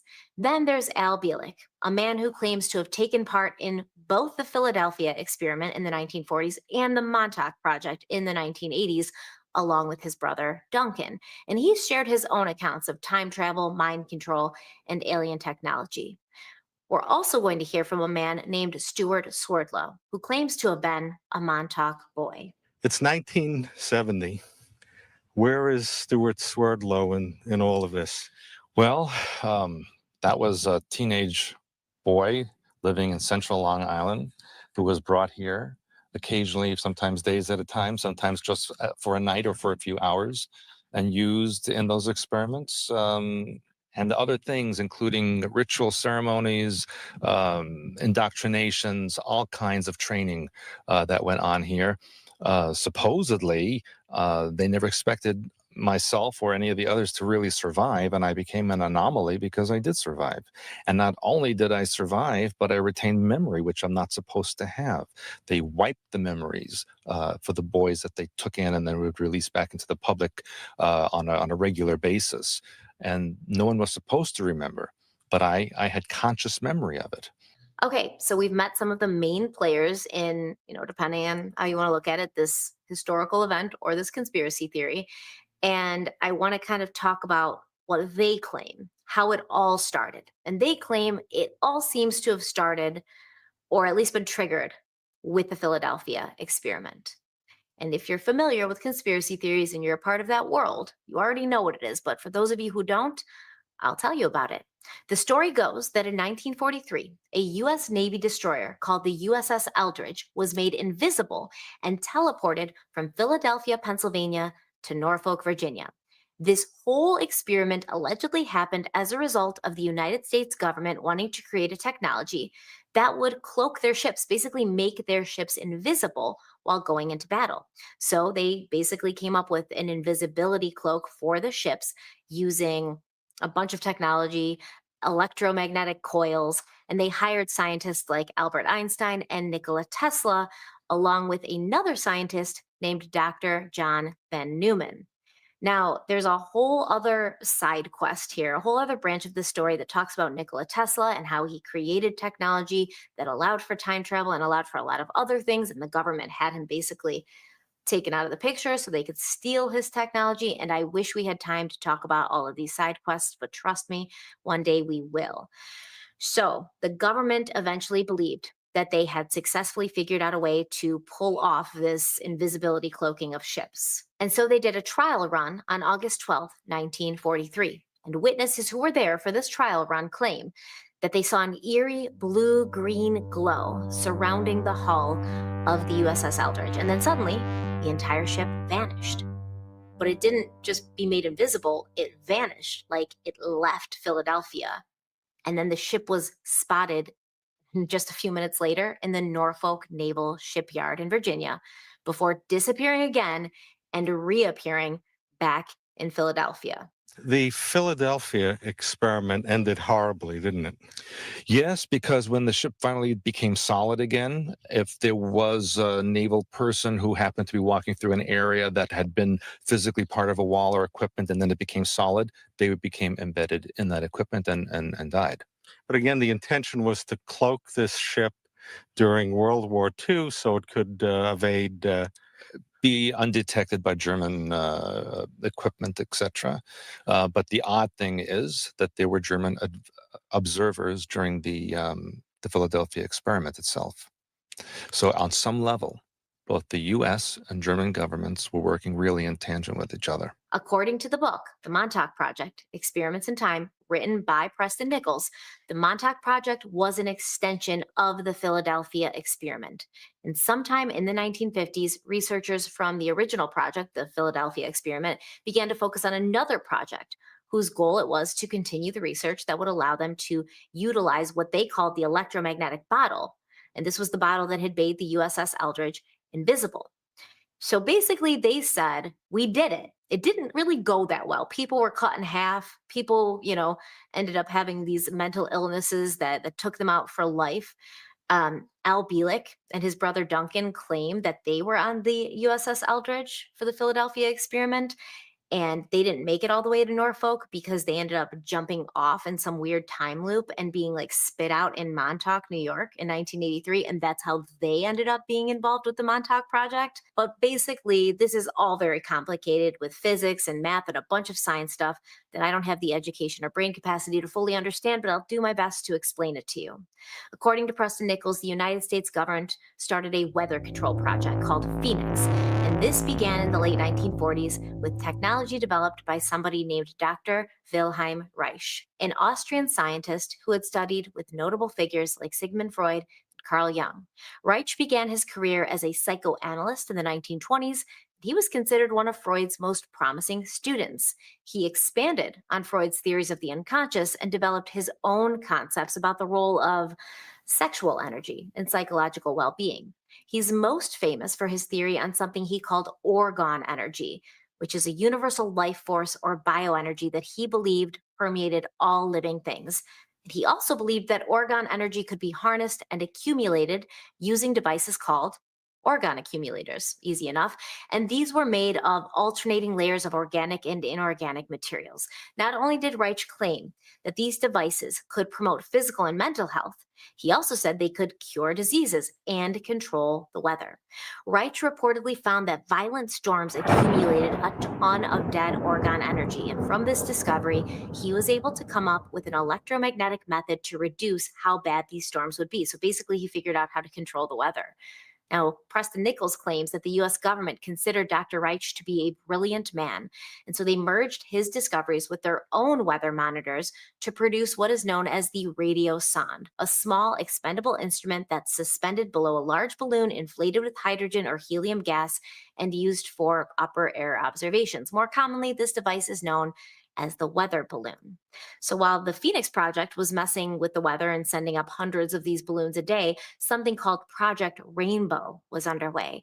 And Project Rainbow, allegedly, is responsible for the technology that caused the Philadelphia experiment. In the 1940s, allegedly, Project Rainbow was trying to recreate the electromagnetic bottle technology that had allowed the USS Eldridge to be transported through space and time. And in the early 50s, it was decided that the remnants of the Project Rainbow and the Thank you so much, Aquarian, for that. I think that's number 3 on our goal. God bless. Very much appreciated. Very generous. Thank you so much, Aquarian. weather balloon project should be compiled under the Phoenix Project, which would be overseen by a German mathematician named Dr. von Neumann. We've already talked about him. He was involved in the Philadelphia experiment, but he's also credited for a lot of things. He's credited as being the founder of game theory, as well as being one of the earliest pioneers of modern computing. He actually designed a model for how computers operate that is still in use today. He also worked on the electronic numerical integrator and computer, which is one of the first general purpose digital computers. And he helped transition it from a simple calculating machine to a stored program computer. So basically, he helped invent the first computer. This is a real person. And allegedly, he worked on the Philadelphia experiment. I would also like to add that during World War II, von Neumann played a pivotal and key role in the development of nuclear weapons as part of the Manhattan Project, helping to develop the mathematical methods for modeling shock waves, which were crucial for the design of implosion-type nuclear weapons like the one dropped on Nagasaki.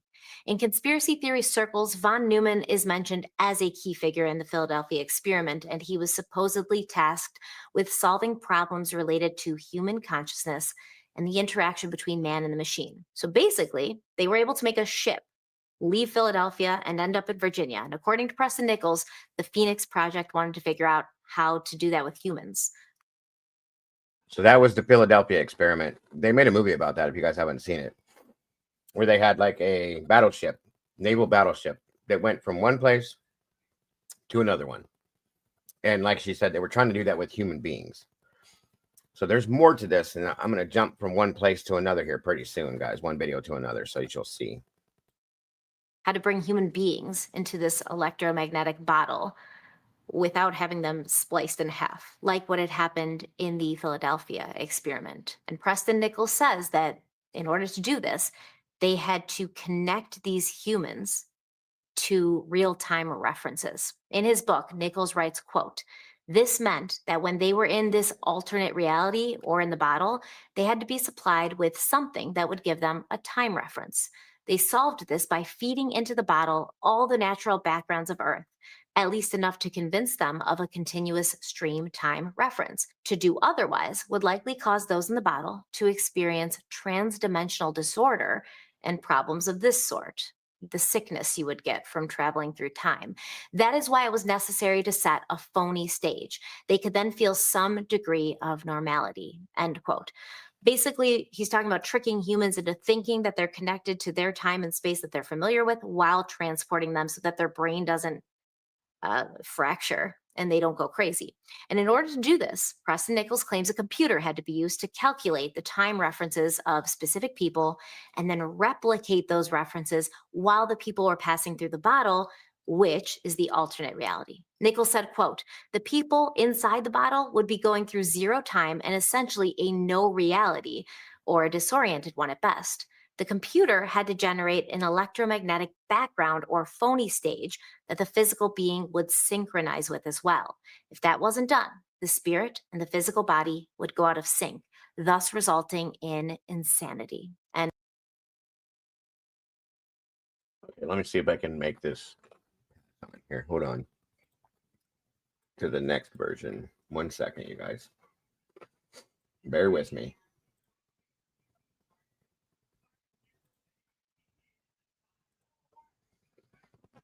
Let's see if I can move these two within each other. Just a minute here.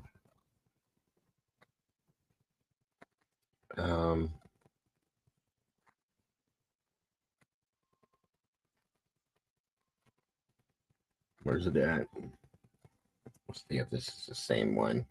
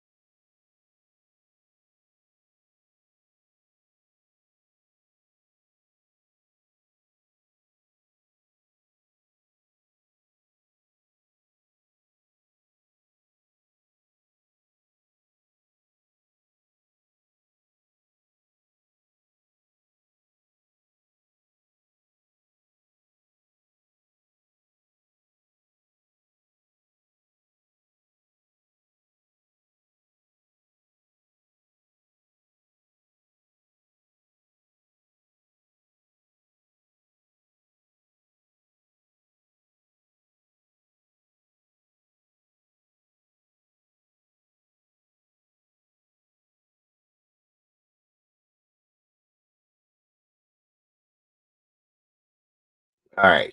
So we're going to jump from that one to this one here, you guys. And again, the last one that we were watching was Stephanie Harlow. She does an amazing job with that. This next one here, they're going to tell some more of this story. Kind of a little bit. You've heard some of this stuff already, but there's more to it. This is from a channel by the name of Camp Gagnon. Very interesting. And here we go. Real Stranger Things, all right? So it all starts at a place called Camp Hero. This was established in 1942 as Fort Hero, part of a coastal defense network that was built to protect the New York harbor during World War II. You know, those freaking Nazis were trying to fuck shit up. So the military was concerned that these Nazi U-boats, which had been sinking, merchant ships along the East Coast, might attempt to attack American cities. So they equipped the camp with two 16-inch gun batteries, a searchlight barracks, and an underground ammunition storage bunker that was connected by a bunch of different tunnels. All right, the perfect place to do an experimental mind control thing. But after the war ended, the threat had obviously shifted, right? World War II ends. Now we're not worried about the Nazis. We're worried about those damn Soviets. So the Soviet Union had developed long-range bombers capable of reaching the US of A, and the military needed a way to detect them before they could strike American cities. So, 1951, the Air Force, takes a look at Camp Hero, and they're like, this will work. And they transformed it into a radar surveillance station. Now, the centerpiece of the change was this 80-foot tall radar system, one of the most powerful search radars in the Air Force arsenal at the time. The radar operated on L-band frequencies and could detect aircraft at ranges of over 200 miles away. And it would send that data to the semi-automatic ground environment, also known as SAGE. And SAGE was basically like this giant computer network that linked radar stations across North America. Data from Camp Hero and a bunch of other sites was transmitted to the SAGE direction centers where, obviously the skilled operators and analysts would track aircraft and, do like a coordinated response. Essentially, if the Soviet Union and their bombers appeared, SAGE would just shoot jets to intercept them. But by the late 1960s, the threat had changed once again. By this time, countries were producing ICBMs. This was intercontinental ballistic missiles. You probably heard of these. And they could reach the United States in minutes, making bomber detection kind of useless. So the radar camp at Camp Hero was deactivated in 1969. Now, it's worth mentioning the Air Force maintained a small presence at the camp for a while, but in 1981, the base was officially closed and most of the equipment was removed or decommissioned. What remained was just a massive, largely abandoned installation. I mean, the bunkers were sealed with concrete and the tunnels led to nowhere, and the radar tower is basically just left to rot. And that is the official story. Now, before we get into what happened at Montauk, we need to talk about a much older story that would eventually become connected to this one, and this is known as the Philadelphia experiment. According to the story, in October 1943, the U.S. Navy conducted a classified experiment aboard the destroyer escort, the USS Eldridge. Now, the goal was to achieve radar invisibility using a technology inspired by what's known as unified field theory. Now, this is the idea that electromagnetic and gravitational fields could be manipulated through intense magnetic fields generated by powerful equipment installed on the ship. Basically, that, the electromagnetic and gravitational fields in our actual Earth could be affected if we were able to blast it with a hard enough magnet. And that could, affect, planes and radar and all sorts of different things that would be beneficial during World War II. Now, this experiment allegedly took place on October 28th, 1943. Witnesses claimed that when the equipment was activated, a greenish fog engulfed the USS Eldridge, and the ship, according to the story, completely vanished from the shipyard. And it reappeared briefly in Norfolk, Virginia, roughly 200 miles away, and then returned to Philadelphia minutes later. But when the ship basically reappeared back in Philadelphia, the crew was in terrible condition. According to the stories, some of the sailors aboard the ship were dead and their bodies were like stuck between decks. Now, that's the interesting, crazy part. If you guys saw the movie, what he's about to get into in the Philadelphia experiment, it's so crazy.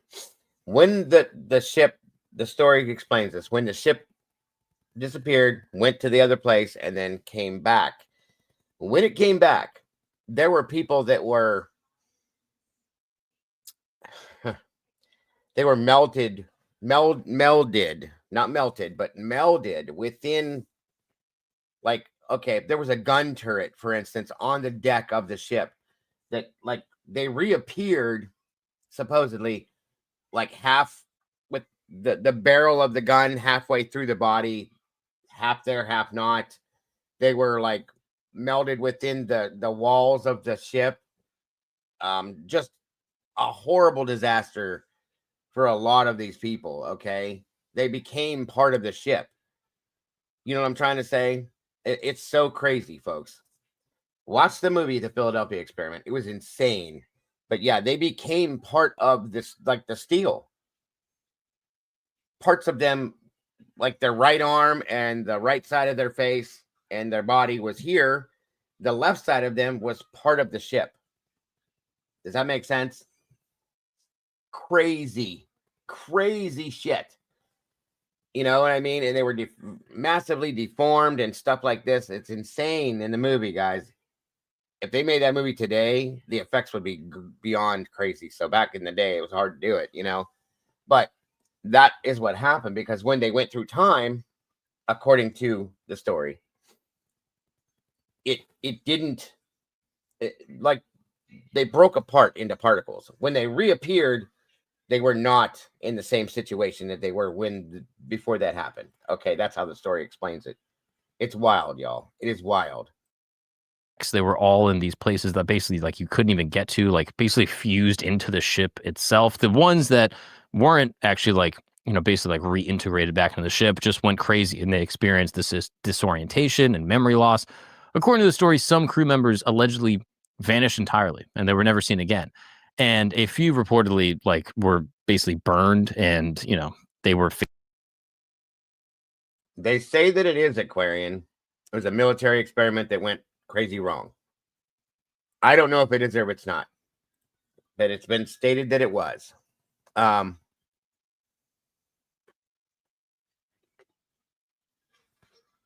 don't know. I don't know how to take it. I know that the government, the military, is way ahead of their time. They always have been, even back then. They're saying that it was true that it happened. Like he said, some of the crew members just disappeared. Some of them became like gelatinous blobs when they reappeared. The whole story is crazy. It's crazy. Yeah. They were moving so fast, they were pulled apart, and returning became part of the ship. Exactly, James. And like I said, they forged them. Some of them forged into the. It's crazy, absolutely crazy, guys. Phasing in and out of visibility. Now, it sounds crazy, okay? And the main source of this story was Carlos Miguel Allende, who is also known as Carl Allen, who sent a letter to the astronomer and UFO researcher Morris K. Jessup.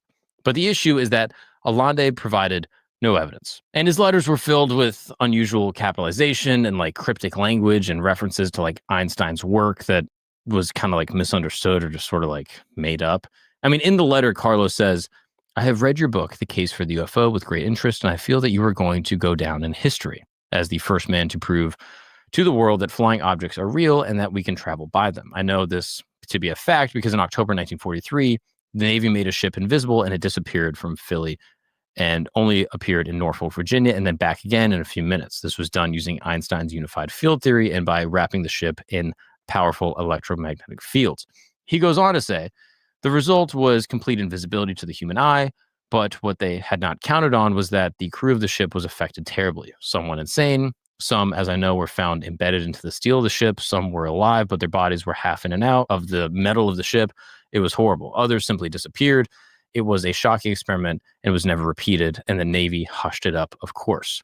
He even continues the letter and says, I was there on a merchant ship close by, and we saw the whole thing. Greenish fog arose around the ship, and the ship disappeared. And when it returned, some men were screaming as if they were being burned alive, and others were frozen in place. I will never forget it. Now, it sounds crazy, but I'm just telling you what the letter said. After receiving the letter, Jessup actually started to speak with Carlos and reached out to him asking for any evidence or any other supporting research that could support this claim, but he was unable to recall any specific dates or news reports of the incident or anything like that. Now, the U.S. Navy has repeatedly and officially denied that this Philadelphia experiment had ever occurred, and no Navy records show any evidence of such an experiment, no missing crew, no classified projects matching the description, the ship logs placed in the USS Eldridge in New York waters at the same time of this, supposed event that happened in Philadelphia.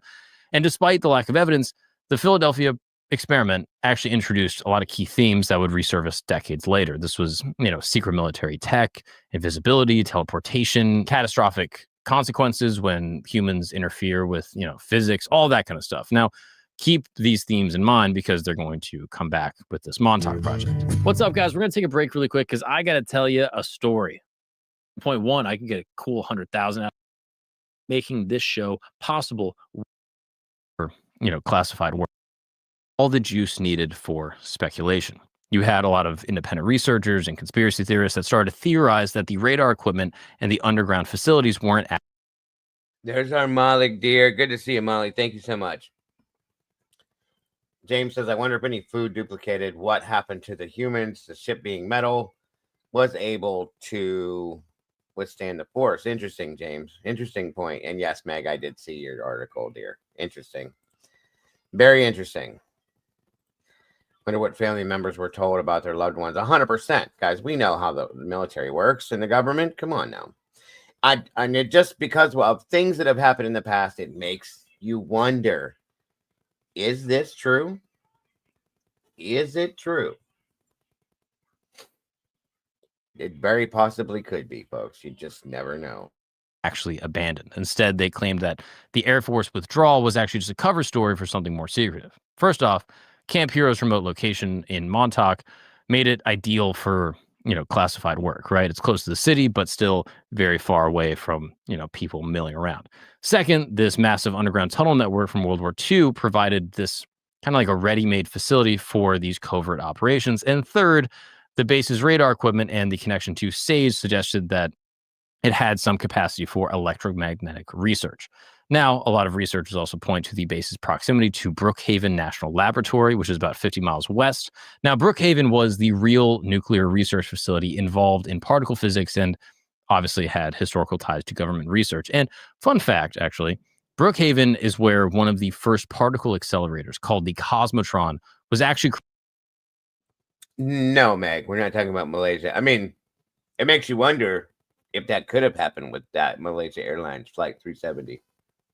But we're not really talking about that, but that gives you maybe it's a possible answer to what happened with those flights. You know what I mean? Created in 1952, which of course didn't help any of the accusations.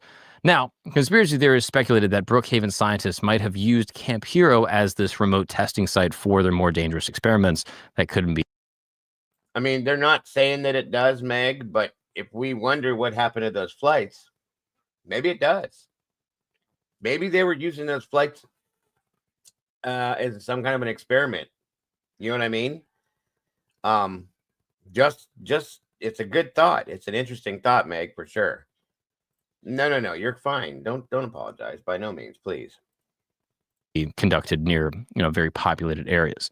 Now, the theories began by claiming that this camp was a mind control experiment, essentially like the new MK Ultra after MK Ultra was done, and then they swapped it to weather manipulation, and then it made the biggest leap of all, obviously, to massive scale time travel. Now, these ideas circulated in small circles and through like the pre-internet, kind of conspiracy world throughout the 1980s, and they remained largely underground, no pun intended, until one person decided to turn all of these theories into a complete story: the Montauk Project. Now, Preston B. Nichols was an electrical engineer living on Long Island who became interested in electromagnetic research and radio technology. But in the early 1980s, according to his later claims, he began experiencing unusual memories and psychological phenomena that he couldn't explain. Now, Nichols said that these symptoms led him to, seeking professional help. He went to therapy and meditation, and he recovered suppressed memories of actually working at Camp Hero between 1971 and 1983. He claimed he had been recruited to work on a classified project involving mind control and electromagnetic manipulation and eventually time travel, all conducted at the underground facility beneath the decommissioned base. So, in 1992, Nichols co-authored the book, The Montauk Project: Experiments in Time, with Peter Moon, a paranormal researcher. Now, this book became the foundation of this modern Montauk legend. It laid out a detailed narrative of what supposedly happened at Camp Hero in the 70s. And according to Nichols, the Montauk Project was divided into several phases, each building on the previous one.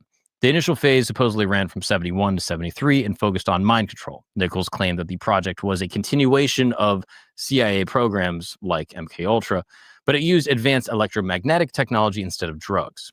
And its main goal was to basically use radio waves to influence human thoughts and behavior. Now, Nichols described like these massive rooms filled with transmitters and amplifiers and computer systems that could like target individuals and broadcast even like wider areas. And the equipment supposedly consisted of modified radar transmitters based on the old SAGE systems. And it also had reconfigured broadcast frequencies that could not only affect, brain activity, but even induce like emotional states such as fear or calmness or aggression just by adjusting the frequencies and the modulation of the transmitted signals. Now, the second phase introduced what Nichols basically called the Montauk chair.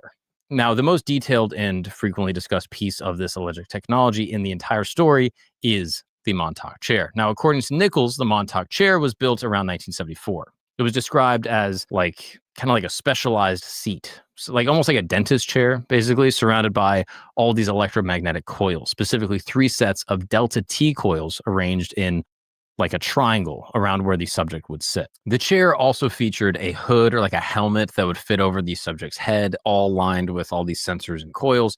Now, Nichols claimed that the purpose of the chair was like psychic amplification. The theory was that human thoughts produce this electromagnetic signal, but it's a weak signal. And if those signals could be detected, amplified, and then broadcast, see where I'm going? A person's thoughts could then manifest, physical effects. Now, here's how Nichols described the process. A psychically sensitive individual, basically someone who scored high on like ESP tests or demonstrated, these telepathic abilities, would sit in the chair. The sensors in the helmet would then detect their electromagnetic patterns produced by their brain activity, and then these signals would be fed into a computer system, then translate the brain patterns into a format that could be amplified, and the amplified signals would then be broadcast through the chair's coils and then through the base's, more powerful transmitters.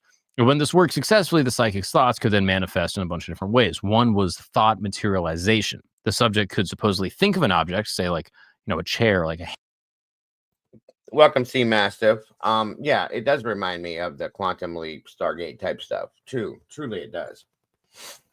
Good point. Very good point. Hammer. And then it would physically appear nearby, pulled from some other location or even some other timeline. Now, I know this is crazy. This is just what Preston Nichols wrote in his book. Another thing that he says can happen with this, psychic amplifier is mind projection. Now, the subject's consciousness could be projected to a different location. They could see what was happening miles away or even in different time periods, though their body was still in the chair. Basically, like a scientific version of like remote viewing. And then finally, there is time portal generation. This was described as the most advanced technique. And basically, if the subject focused on a specific time and a place while in the chair, the equipment could supposedly generate what Nichols called a time vortex, or like a time tunnel. And basically, this is like an opening in space-time that connected the Montauk facility to another time period completely.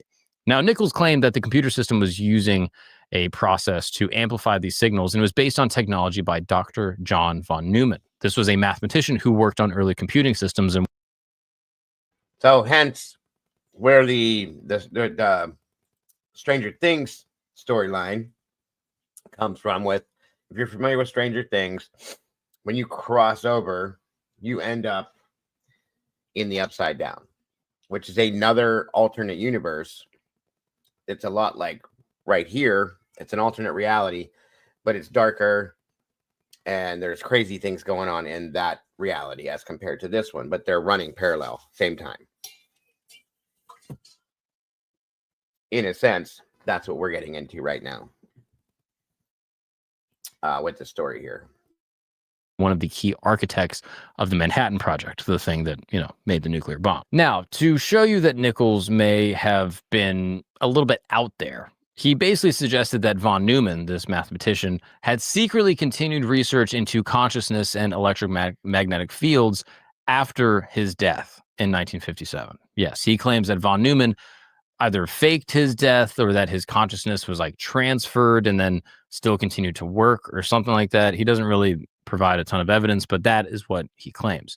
Now, as the project supposedly progressed into the late 70s, Nichols claimed that researchers needed more, psychically gifted subjects, and then this led to what they called the Montauk Boys program. According to Nichols, they would get, these young teenage boys, like from 10 to 16, and they were recruited or even abducted from local areas and brought to Camp Hero. He claimed that these boys were chosen because younger minds were more, psychically malleable and could be more easily trained or programmed. And the boys were allegedly subjected to intensive psychological conditioning or electromagnetic exposure or like trauma-based programming designed to enhance their psychic abilities and basically make them more compliant test subjects. Now, Nichols described these underground dormitory areas where dozens of boys were housed, separated from the main research area. Now, he claims in his book that many boys were used for time travel experiments and basically sent through like these portals and, basically to, go see these different points either in history or in the future. Some supposedly never returned, while others came back with,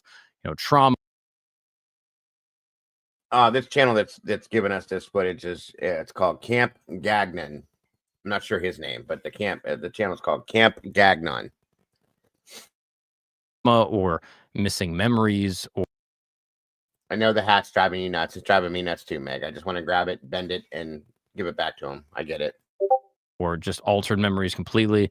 And Nichols said that after experiments concluded, the boys would be subject to memory erasure and that they returned to their normal lives with no recollection of what happened. Now, this Montauk Boys narrative became one of the most disturbing aspects of the story because, it's obviously connected to child abduction and abuse and to government experiments and mind control, right? That seems pretty obvious.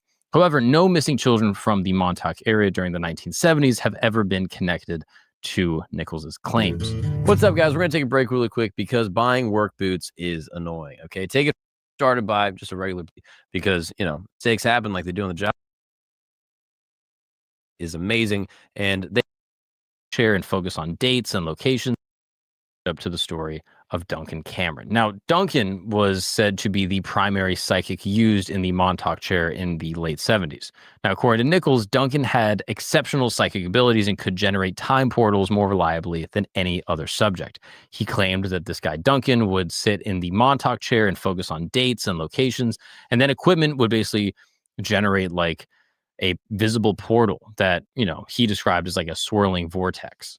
Now, researchers and military personnel would supposedly walk or drive vehicles through these portals, and they would emerge at different points in time. Now, Cameron claimed that he was sent to various historical periods, all to basically gather information or like go get objects. So in ancient Egypt, he brought back scrolls and tablets. He went to the Civil War. He brought back maps and some logistics. And from the far future, he even retrieved information about future civilizations.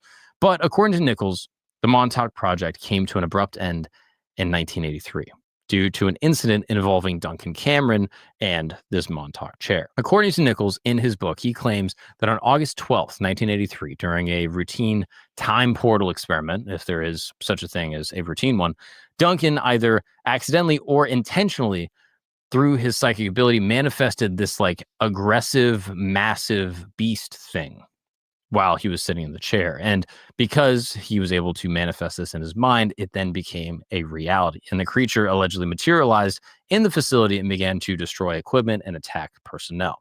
Now, the creature supposedly couldn't be controlled or eliminated through these conventional means because it was sustained by Duncan's thoughts as long as he remained in the chair. Now, according to Nichols, the only way to stop it was basically to shut down the entire system, all the technology, shut down the chair, and basically get Duncan out of there. Now, Nichols claimed that he and other technicians began to destroy the transmitters and sever the power connections and smash critical equipment, causing this time portal to collapse, and then this creature was then vanished. Now, this shutdown supposedly ended the Montauk project permanently, with the facility being abandoned shortly afterwards. Now, if you remember from earlier, Camp Hero was officially shut down in 1981, not 83 like Nichols suggests, but people of the town claimed that military officials continued to operate in and around the area. So Nichols' claim of work still going on at the facility kind of holds up based off of eyewitness account. So the story is that Camp Hero shut down in 81, right around, to the world above ground. The whole what you can see stuff shut down. Obviously, as we all know, that there's multiple military installations that have underground facilities.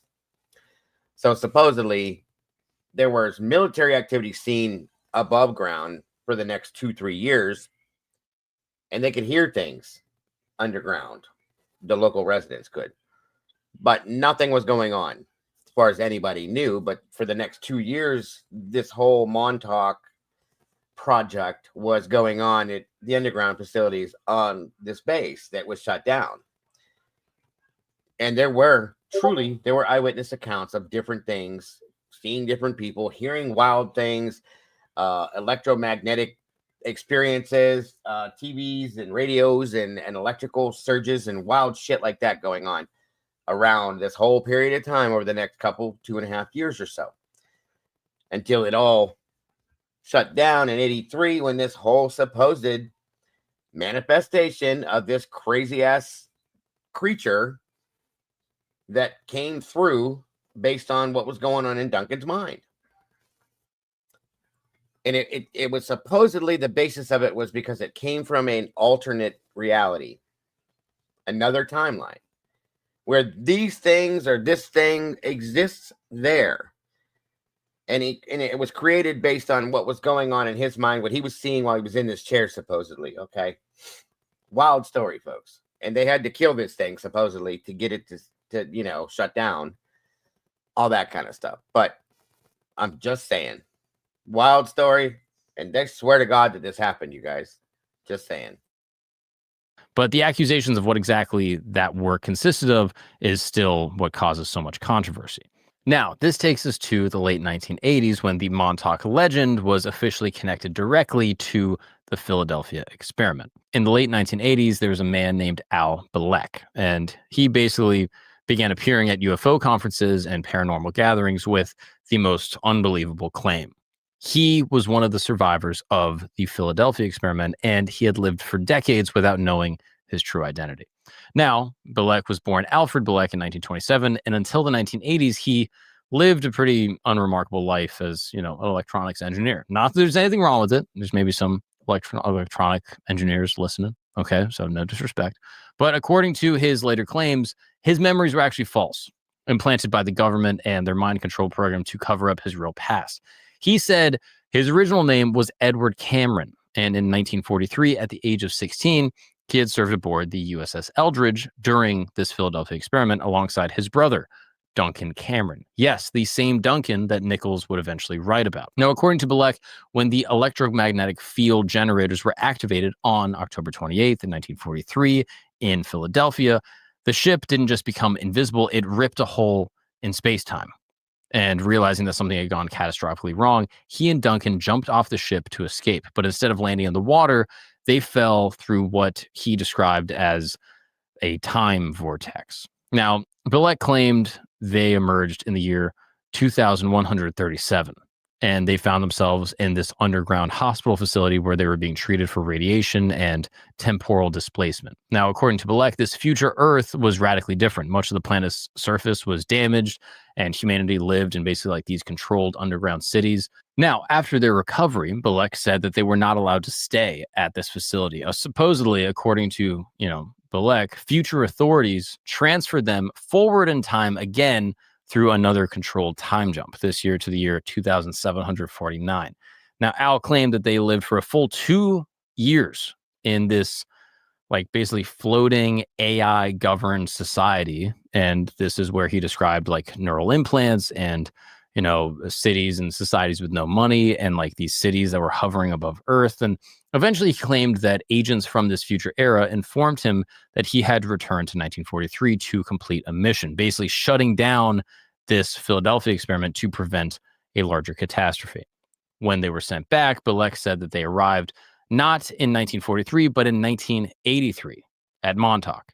There, he claimed generators from the original Philadelphia experiment had been connected to the equipment at Camp Hero, where the Montauk project allegedly happened, and basically created a time lock between two dates exactly 40 years apart. He and Duncan supposedly helped deactivate the Montauk equipment and close this temporal connection. Now, it sounds crazy, but after this, Bilek said that his memories were then erased.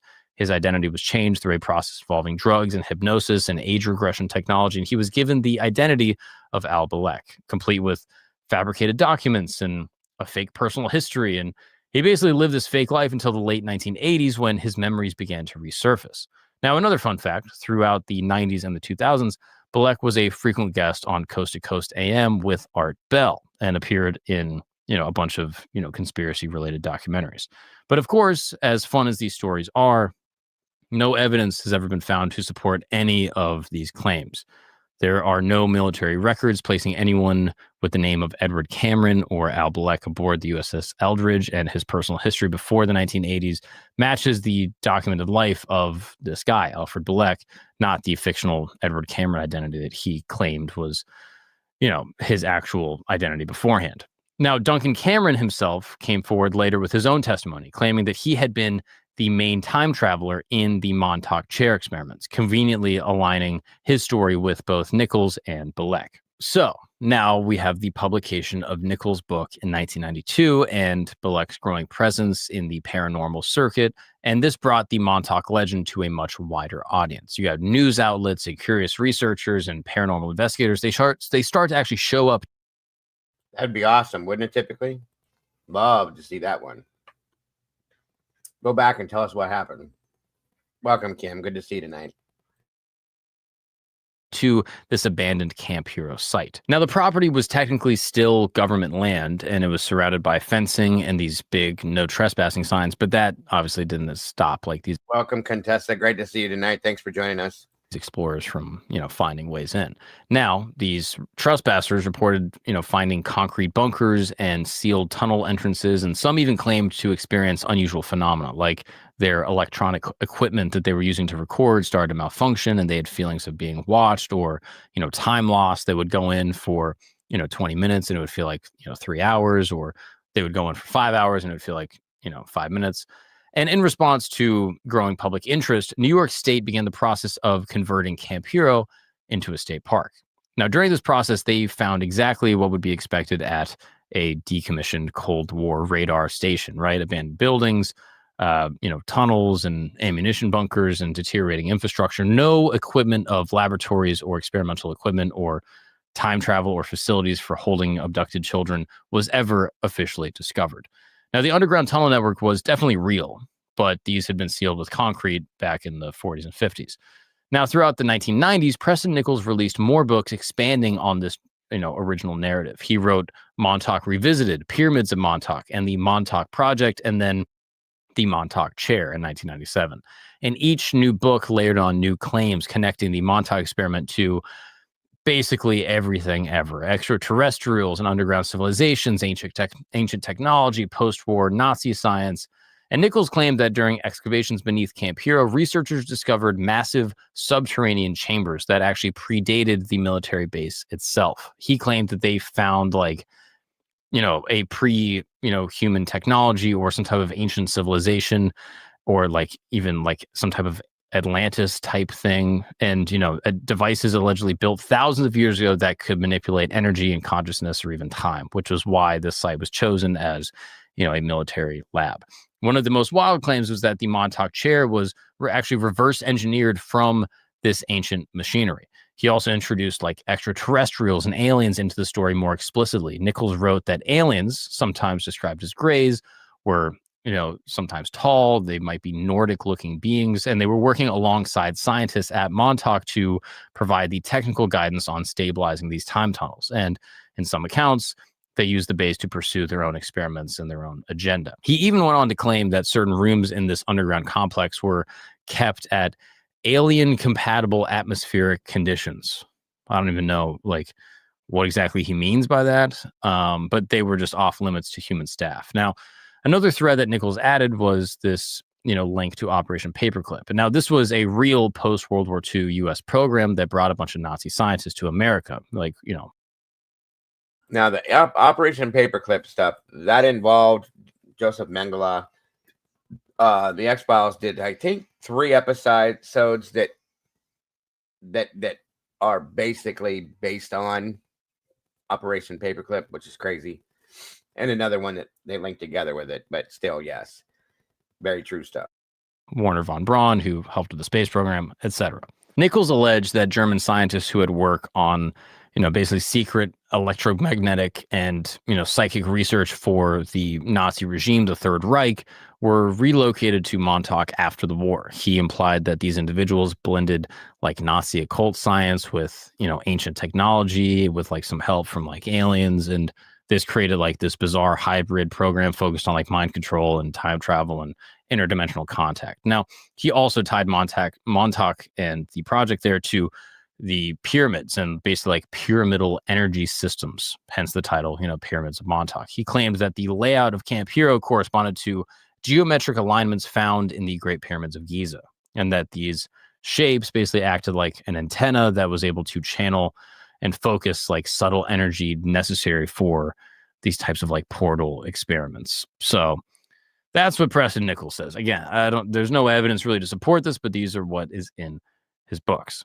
Now, although there are a lot of fans of the story, it's also attracted, a ton of skeptics. So Al Balek died in 2011, Preston Nichols died in 2018, and Duncan Cameron died in 2019. And they never provided any evidence or, documents, photographs, or any type of physical artifacts from these experiments. And, people pointed out that many of the details in his book seem to be drawn from science fiction rather than actual science.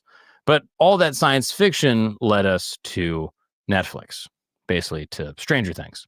In 2015, the Duffer Brothers were developing a science fiction TV series titled Montauk. That's what they called it. And this was basically a supernatural thriller that was based in, the end of Long Island. And they pitched the show as this love letter to the 80s, Stephen King small town horror and Spielberg adventure, and then tied in with this actual Cold War conspiracy. Welcome, AR. Good to see you, brother. Hope you're doing well. Great to have you here tonight. I hope you had a great Thanksgiving too, brother. Theory that was written by this guy, Preston Nichols. And the original plan was to involve secret government experiments conducted at a military base in Montauk in child test subjects with, psychic powers, and then an interdimensional rift that creates a creature that can go through the void. And their pilot script opened with a boy vanishing near Montauk Air Force Base, triggering this mystery involving agents in a lab and a young girl with powers. And the Duffers shopped this Montauk pilot around Hollywood, eventually catching the attention of the executives at Netflix. But somehow their pitch of the original concept leaked online, revealing the differences from what would eventually become Stranger Things. The monster was referred to as the Montauk Monster, and this was a direct reference to the creature that Duncan had allegedly manifested in Preston's book. The government lab focused on mind control and remote viewing and time manipulation, while psychic children were trained to basically open rifts to other dimensions. Yeah, that's what I forgot to tell you guys, is that the Demigorgon from Stranger Things is supposedly the creature that came out in Montauk because of this is what the Demigorgon looks like. Supposedly, it's the same type of creature, roughly. So that's where the ideal came from for the Demigorgon thing. This is obviously a clear parallel to the Montauk Boys Project and the Montauk chair experiments, etc. However, before production began, Netflix pushed the brothers to basically relocate the story from Montauk to just a fictional town, Hawkins, Indiana. And mostly because shooting on Long Island was expensive and complicated and, partially for creative reasons. By inventing Hawkins, the Duffers could make the world basically whatever they wanted without being tied to like the real geography or even, facing like leaks. I don't know if you heard me, but good to see you, AR. I hope you're doing well, and I hope you had a good Thanksgiving. Thank you for stopping in. Appreciate you stopping by tonight. The Philadelphia project probably was us using alien technologies, went horribly wrong. Beings humans couldn't handle. That's the story that it relates, James. If you read the modern day version of what happened in Philadelphia, that's what it states. Basically, that they were trying to use quote unquote alien technology mixed with some other stuff that they had come up with, and they couldn't handle it. And that's why when the ship reappeared, that the human bodies were melded and forged with the ship and different things like that, because it just didn't work out. They couldn't handle the power and the unstableness of it, things like that. So yeah, 100% was exactly what that said in that one article or one story I read. It sounds good. Sounds good, AR. Appreciate you popping by. Truly do. Legal headaches from people connected to, the town of Montauk. Now, despite the changes in the setting, the core story kind of stayed the same. You have, Camp Hero becomes Hawkins National Laboratory. The Montauk chair became, 11's sensory deprivation tank, and the rift between the timelines ends up becoming the Upside Down, and the government psychic child program ends up becoming the lab secret project to train and weaponize, these kids with these, psychic abilities. Now, in interviews, the Duffer brothers openly acknowledged that Montauk was their starting point, and they described their creative process as taking basically like a real urban legend and reimagining it through this like supernatural lens.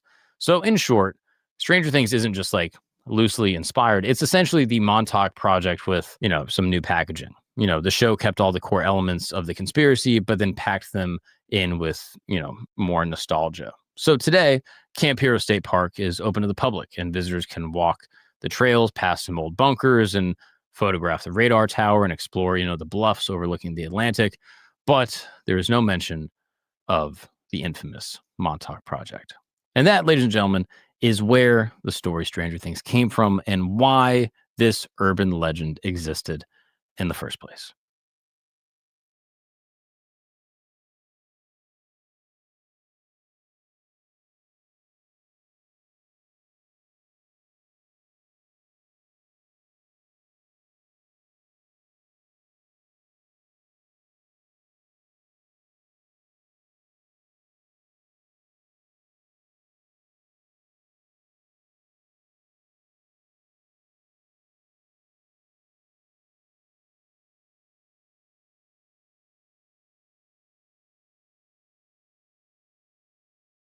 One minute, guys. So that in itself is the supposed story.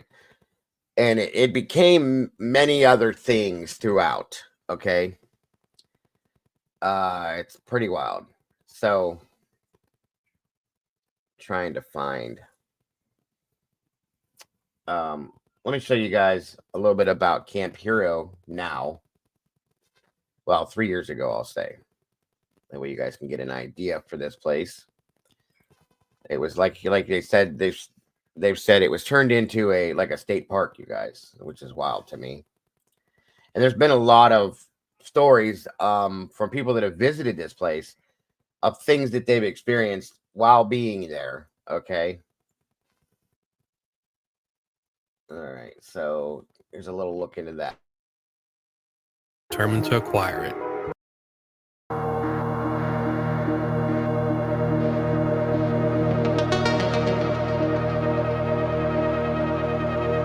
Here we are. Am I still muted, or can you guys hear me now? Yes, no, maybe so. Hello, hello. Maybe. Can you hear me? Can you hear me? Can you hear me? Yes, no. Yes, I've seen them all already, typically. You still can't hear me? You can hear me, Jen? Okay. You might have to go out and come back in, maybe. And yeah, I watched the first 4 episodes, Kim, yesterday. It's pretty good. Pretty good. All right, on we go. On we go. This is Camp Hero. This is where the Montauk project took place.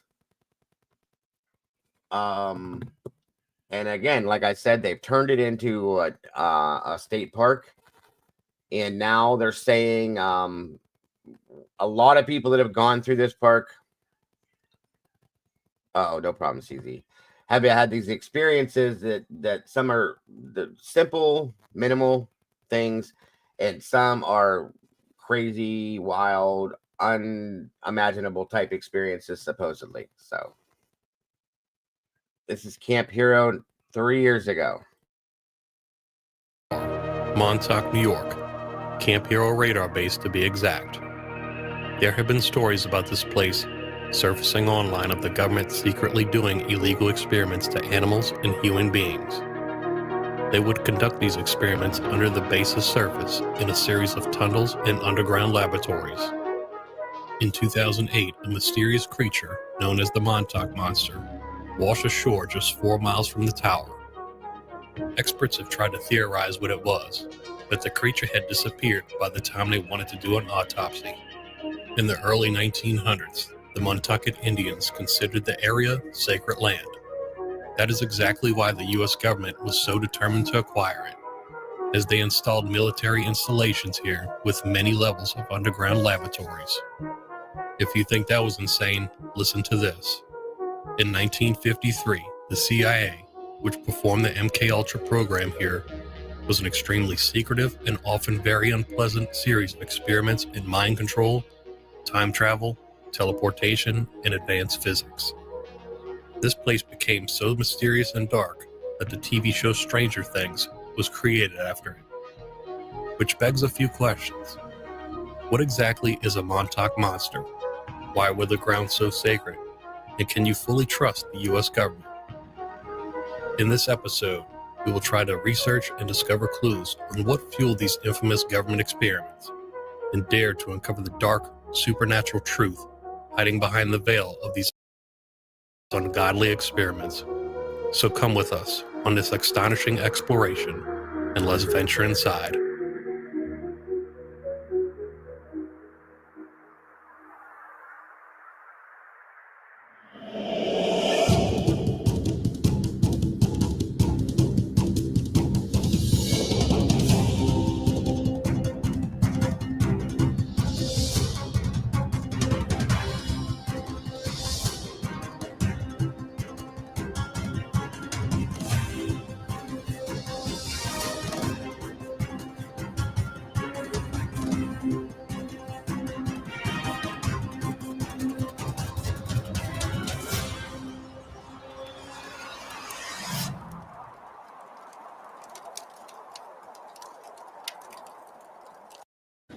Now we'll go and show you the installation here and then out to Montauk.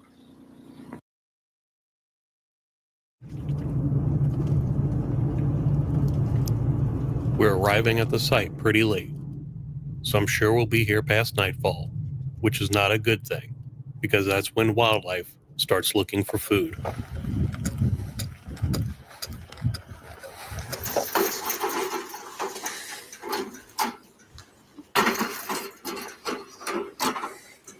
I'm gonna hand you my stuff. I'm trying out for American Ninja Warrior next year. Yeah. I'm practicing. Oh, my nuts. Oh. Got it. You can see a piece of the radar tower fell off. And a tie up. So you've been waiting over a year to do this place? Yeah. That's a long time. Very long time.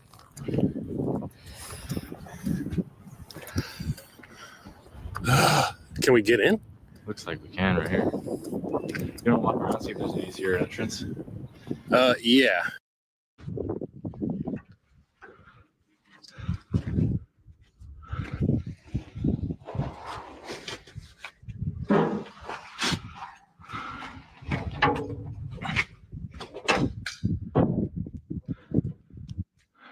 Yeah. That's the way in? Yeah, that's the way in.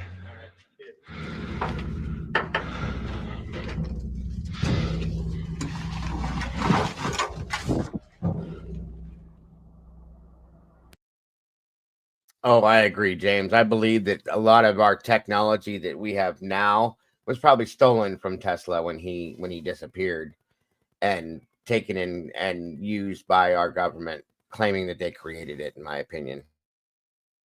Yes, CMAS. Edgar Casey did bring a lot of this stuff into perspective in his stuff that he talked about.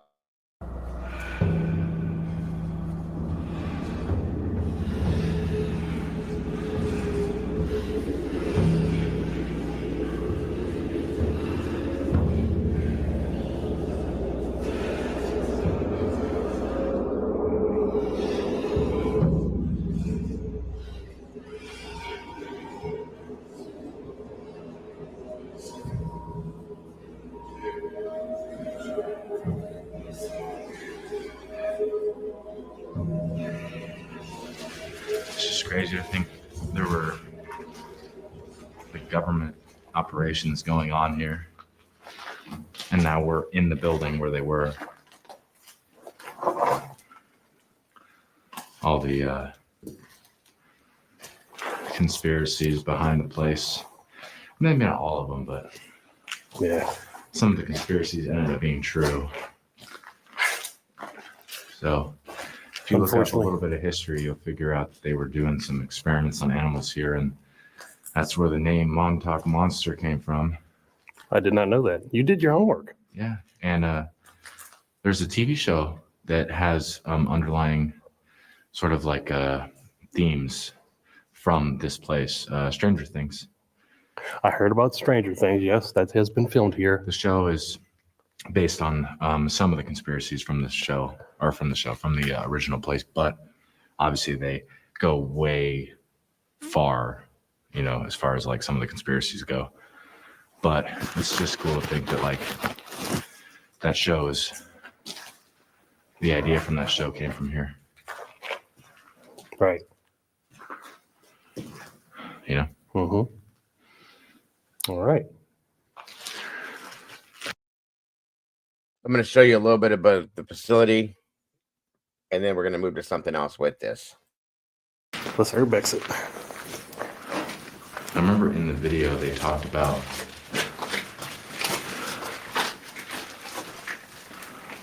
Yeah, ain't nobody getting in through that side door. You could. It's a door or window. You'd have to break it. I think we could, but yeah, like I said, we'd have to break in. Nah, we don't break things. Yeah. No, I know. I'm just saying. We don't break nothing going in, y'all. At all. That's a no-no. If we wanted to get in, that's what we would have to do.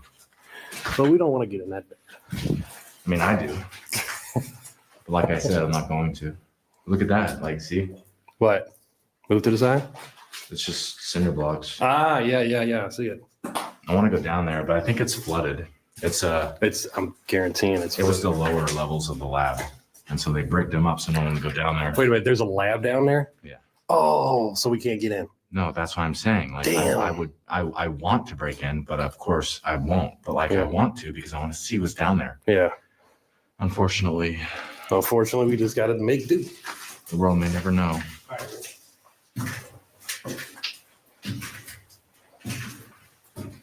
Open. I'm hoping they don't brick us in here. That wouldn't happen. It takes a lot of time to do that kind of stuff, and I would just be like, yo, we're in here. Yup. Look at the old tile floor. My grandma used to have that in her kitchen. My grandparents used to have this same thing in their. That could be, James. I've heard that story talked about many a times that people believe that that's what that could be. So absolutely could be. I think actually in their kitchen as well. Yep. The scariest ones. Yeah, watch your step. We don't know what we're walking into. There's the elevator. I would think a radar tower have more like windows or something. So I can look out in the ocean and stuff. Because we are kind of like on an island, huh? Part of, I think part of why the government was doing the research had to do with the Cold War. Welcome, Mayflowers. Good to see you in the house tonight. Thank you for joining us. Did I miss something you said up here? I'm trying to find it. Hold on. She posted a video a month ago titled Secret Classroom, Gateway Gate, and the Children Who Remember. Is that up here somewhere else that you said that, May? I don't see your other comment. Just trying to follow. Great to see you, Witchy. Thanks for joining us on our weird, creepy, unexplained, scary Saturday night.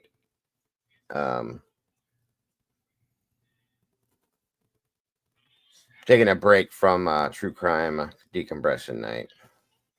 I don't see anything else, May. I'm sorry, dear. Yeah, Paula, this is all new. This has only been a couple years ago that this came out, so. Because they talked a lot in the show about like Russia and like spies and stuff. And if I'm not mistaken, it was like a Cold War period.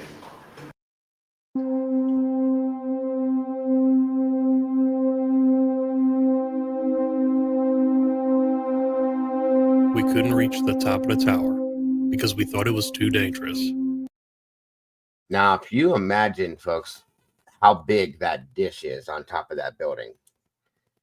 Imagine the range that it had and the abilities that it had to create the magnetic energy that it did with what it was doing.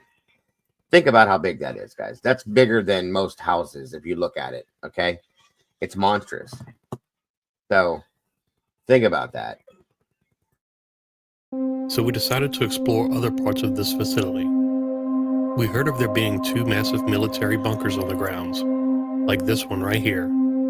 Both contain massive cannons to shoot airplanes out the sky if enemies got too close to the base.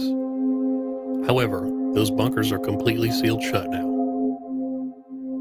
The base housed 600 enlisted men and 37 officers, and was disguised as a seaside fishing village. Some houses even had artificial wood siding and painted on windows confused not only the enemies, but U.S. civilians as well. Yeah, that was the interesting part about this. The base itself, they put it right there on the water, right? And to confuse enemies that could see things, you know, from the sky and radar and all that kind of stuff, and people that lived around it, to confuse them, they made it look like a seaside fishing village, folks, and literally disguised it like he just said. They put up fake siding and things to make them look like little houses and stuff when it was a military installation. It's crazy. It was that secretive with what they were doing. They did not want anybody knowing about this at all back then.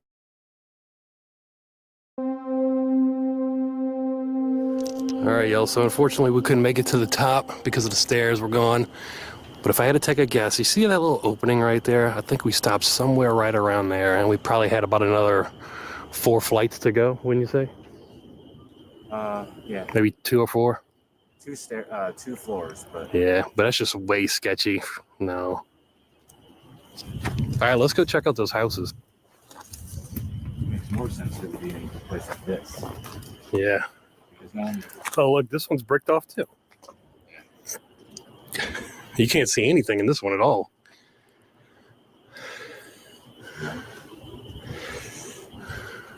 No. We can walk around there.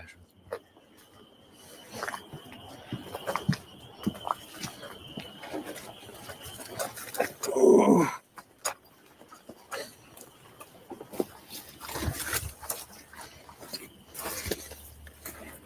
See that house right there? There might be like a secret tunnel. Maybe. I'm sure it's been bricked off already, but there's a door right there, but that's bricked off. yeah. Whatever's in there, they don't want you to see. You know?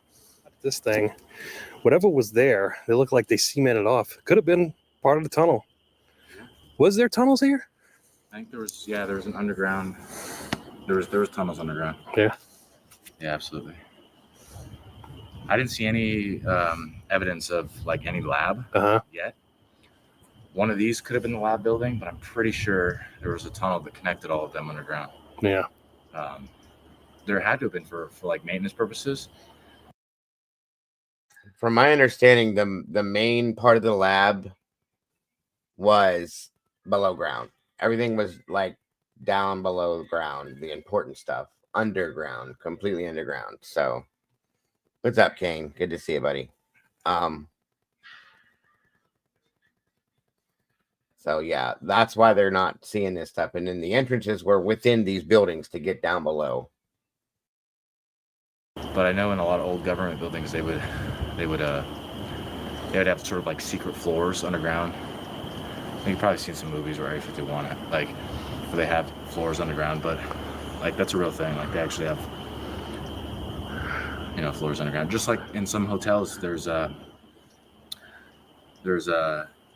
like floors you can go to, but you need a key. It's sort of like a similar thing. Like sounds like an adventure.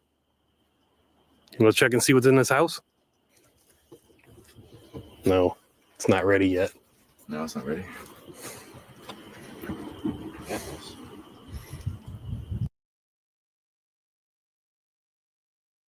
Yeah, I ran the first part of the show. I ran one of Stephanie's videos on this. Absolutely. Very interesting for sure.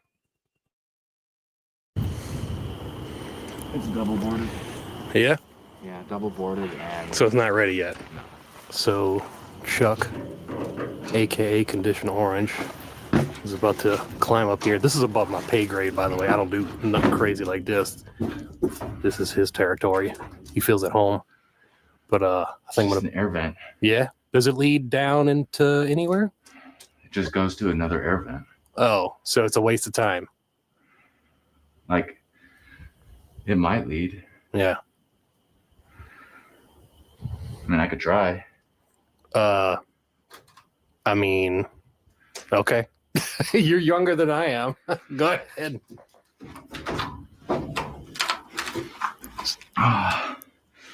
Lord, grant me strength. I don't want to go to the hospital with you, though. Grant me strength.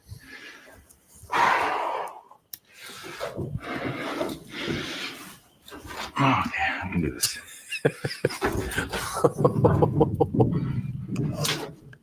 Yeah, that's totally above my pay grade. I don't get paid enough on YouTube for doing that kind of stuff. No way. This dude's insane. I mean, look, you're sitting there with your feet dangling. I don't do that. How are we looking? It drops. Whoa. No. No, nothing? It's like a vent, and then it like goes straight down, and there's like no way to get back up. So nothing. All right. So I can't tell if there's a way to get back up or not once I'm in there. Right. And if I, for some reason, do drop in there, you ain't getting back out, and I can't get back out. Ooh, I'm gonna be stuck in there. Yeah, it wouldn't look bricked in. So yeah, it wouldn't look good. And there's like part of it's rusted out. Yeah. So I'd have to cross that, and if I fell, it's like right over this wall. So then I would be stuck down in there. So Not worth it. no. Here you go. Prison. Just because of the industrial area. So this place reminds you of The Walking Dead. Yeah, big time. Yeah, I can see that. This farmhouse, and it looks like, I mean, you can't see around us, but it just feels like we're on a farm. Yeah, kind of. I mean, minus the, like, if you minus out that big ass tower, obviously that's right. Still cool though to see that. The farmhouse. Wait a minute. Let me cut you off. What do you think they used this for? This must have been a residential house. Just, I don't know, maybe for, I don't know. Maybe it was like a, what would it have been?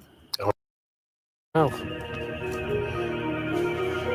This place has so many questions left unanswered. We still don't know what a Montauk monster truly is, and how many miles of tunnels and laboratories run underground. And whose idea was it to start a project like this in the first place? I don't think anyone will ever find out. They blocked all entryways into the underground with 6 feet of cement. Not only that, they scorched any evidence left behind with flamethrowers and flooded all of the tunnels and laboratories with water, leaving everything about this place still a mystery.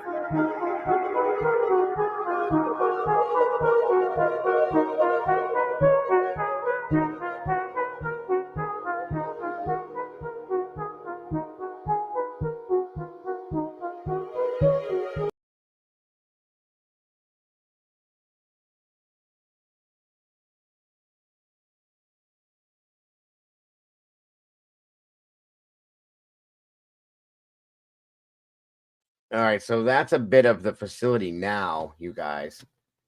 Here, I got this too.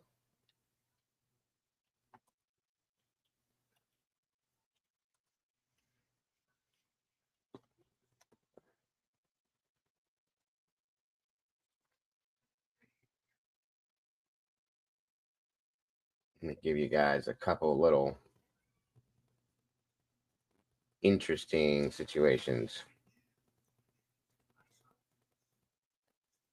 So this thing, they've talked about the Montauk monster, okay? I don't know if you guys have seen this before, but this supposedly, hang on here.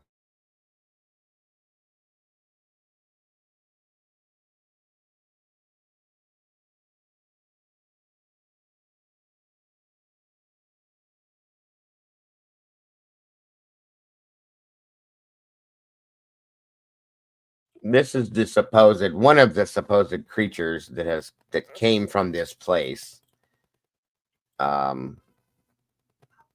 which is called the Montauk monster. Okay, that they found supposedly on a beach in Montauk. Blah blah blah. So take it for what it is. This is just one of these things, one of the versions of these things.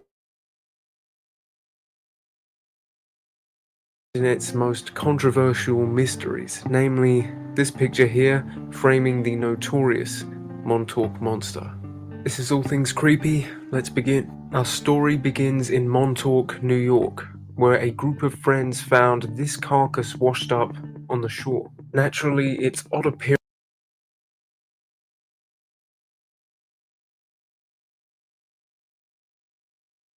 caused many questions to be raised, and they quickly notified the local newspaper. This is when things got interesting. Speculation instantly arose. You see, not far from where this carcass was found is Plum Island, the site for an animal testing lab specializing in diseases. Of course, the fact that this laboratory is isolated on an island leads the more skeptical or conspiratorial to think that maybe there is more going on there than the government initially leads us to believe. So of course this then opens the floodgates for wild speculation.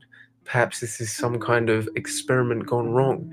Maybe they dumped it and it floated down here. I've even seen some people claim that this is a case of animal hybridization, since at first glance the creature resembles no living animal. But let's take a look at this image for a moment. Clearly the carcass is quite heavily decayed. Not so much that it is rendered to bone. There is still some hair and skin left. However, the face has rotted away and corroded. We have no idea how much of it is being consumed. Considering this is probably washed ashore, The multitude of aquatic creatures that had gained access to the softer parts could have almost entirely altered the appearance of this animal. So it really is a mystery. Based on what we can see from the image, it seems to have the general body structure and skeletal frame of a raccoon. Of course, we would have to use our imagination and consider that the snout has literally decayed or fallen away. And of course, much of the coloration has been bleached out or simply vanished due to deterioration in the water. I've seen some claim that this is some sort of pig. I'm sure if it was from the laboratory, pigs are often used for experimentation, so that is of course possible. They're also a common livestock animal. However, we need to pay attention to the general body plan here. Clearly, this creature has quite a lot of mobility in its upper arm, something that most animals, most four-legged animals, don't possess. Of course, raccoons use their hands to pick things up. They have quite mobile upper arms and so would fit the bill for this creature here.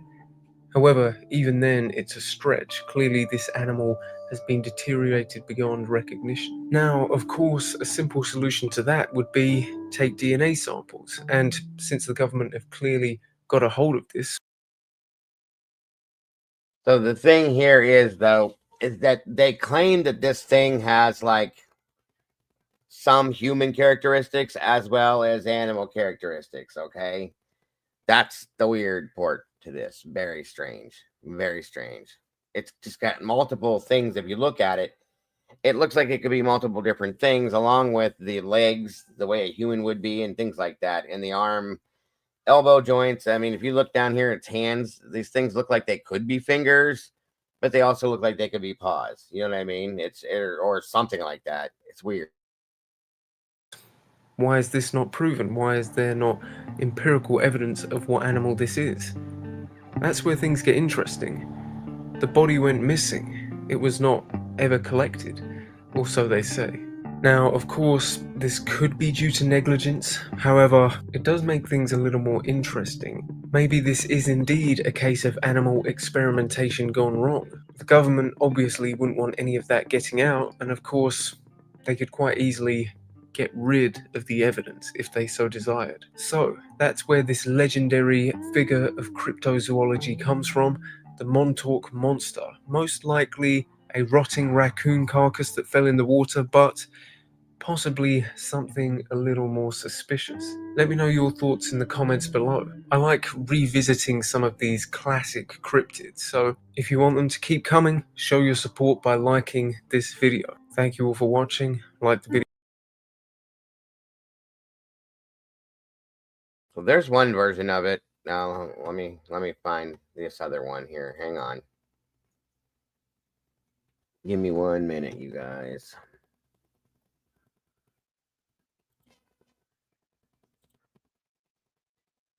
All right. So where's it at?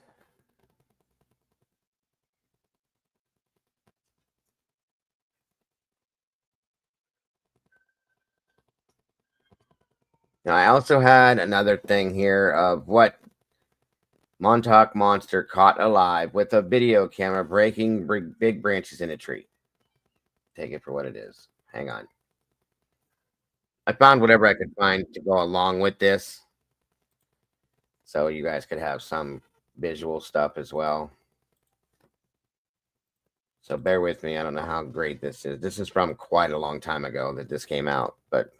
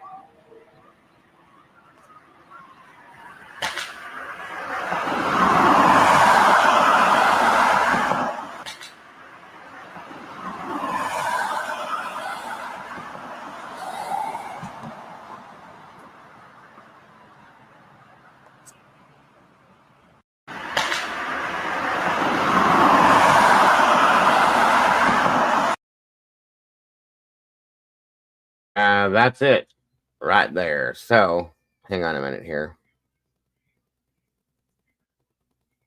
There was also an audio reel that was found at Camp Hero that I wanted to show or let you hear.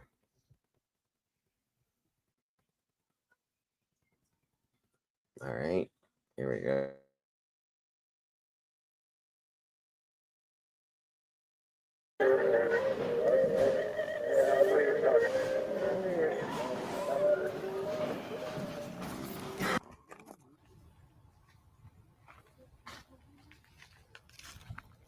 Huh. He's not up that way. Maybe he's behind us. So they found a reel-to-reel, like an 8-track, we called it in the music business, reel-to-reel, audio reel. That this is what's on this supposedly. I don't know what to tell you guys. You take it for what it is. I just was filming right there. It's so funny. Let's hear. I'm interested. Nice live action. Oh wow, man! What is that? Look at that old film. Oh, you got to be kidding me, man! No, if that's a anybody reel can to bring it reel. back, That's he a reel can. to reel. Holy shit! Holy shit, Brian. This is like something you'd find on Rent-A-Nautica or something. Yeah, This is amazing, man. Oh, I say we take it. Oh, Definitely, man. I'll send it to that. those people who convert like the old home movies. Yep. And see if they could get If something off it. anybody can. That is bizarre, right? Yeah, that goes right up to the bluff or It's a baby reel bluff. to reel. That is amazing. You never know. Maybe something can be salvaged off of that, and I that's was just thinking that. odd lying around on the topsoil. Amazing. Wow. Amazing. Good. Oh my god. Eye, Mike. Yeah, man. Good eye. I'm gonna put this. That is quite the. I should have brought like a plastic Yeah, bag. give it in Well, you mine. didn't know I you have were a gonna find a lighter. reel to reel tape for Exactly. Reel to reel, like I don't know how many we have. It's like a standard tape, like 1/4 inch or something. How old would you guess that a reel to reel is from? At least 20, 40 years old. So the oldest you would guess No, would more be. than that actually. I was gonna say, reel to reel was what, like MGM, Wizard of Oz type stuff They in used it terms all of. up throughout, so there's like that. We'll find out. There's Wow. probably a number or something. And look, we can it's up. in pretty decent condition on that Yes. side, and then that side is We're kind gonna of put it in the safe thrashed. bag here. It was a very thank you, Olivia, for your keen eye. We appreciate it. That's it.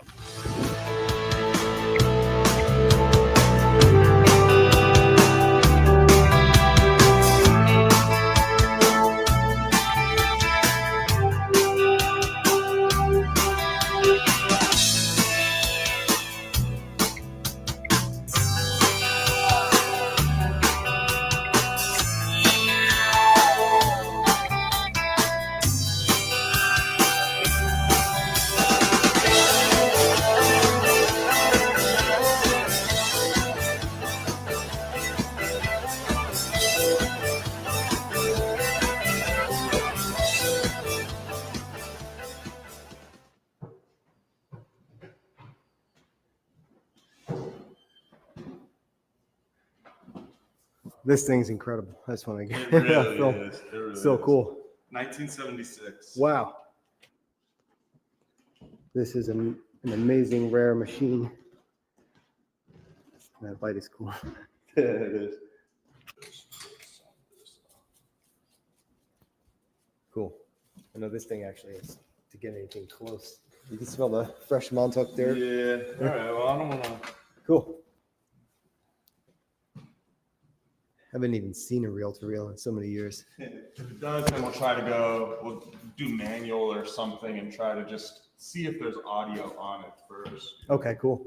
You could kind of wind it along like foot by. Yeah. So Wow. you could actually just Oh, manually wow. see how it's sticking there. Yeah. Hey, thank you, man. This is awesome. Oh, no problem. This is a cool camo thing. Battery pack? Yeah. Oh, cool. I got that on Amazon. It's been Beautiful. working great with me. Look at that lens. Holy. Is that the wide angle? Yeah. Wow. Super wide. You can look right here. Wow. Yeah, you got like the whole room in So there. I'm gonna stack cameras. I'm gonna have a medium shot on top, Wow, and so we'll be able to cut between two. that's so cool. So soon, Yeah, that makes sense. at least for this first layer, won't soak all of it. Give it a little moisture and take off some of the dirt. Right. Oh yeah, yeah. That's definitely. They're cleaning it with vodka, folks.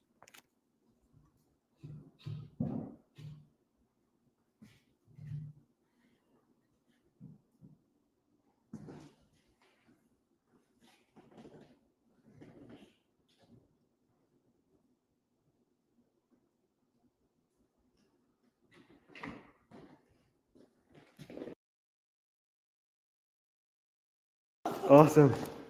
The dial's just moved. Future recording. This is cool. Wow. There's something. There's 100% something on that. Oh yeah. Know what it is. So we got something on here. Just absolutely impressive miracle. Now, again, for those of you that don't understand, this reel was found at Camp Hero, kind of buried in the ground. Probably fell out of something somewhere and was pushed down into the ground over the years. I thought this would be real interesting to share with you guys in regards to what we're talking about tonight. Cool.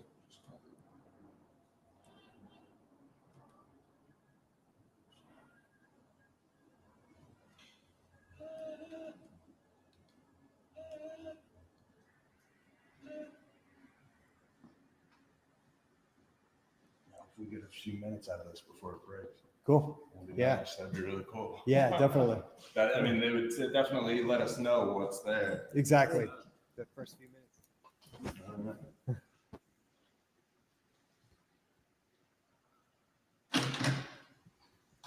There we go. Yeah. It was that one little piece, right? We got really lucky that one run. Yeah. I think once we get past that little part, it should be this Yeah, I piece think looks we'll nice. get another opportunity here. Yeah. I did hear something going real fast. Did you? Yeah, it was, I guess there was some kind of audio there.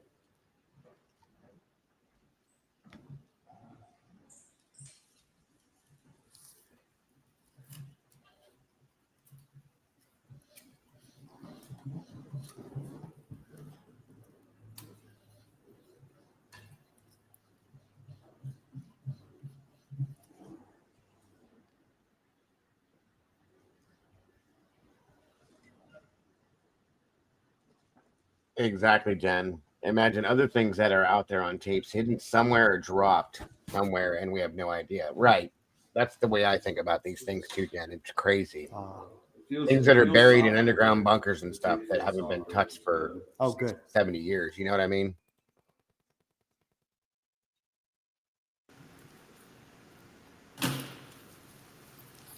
Whoa. Some kind of music.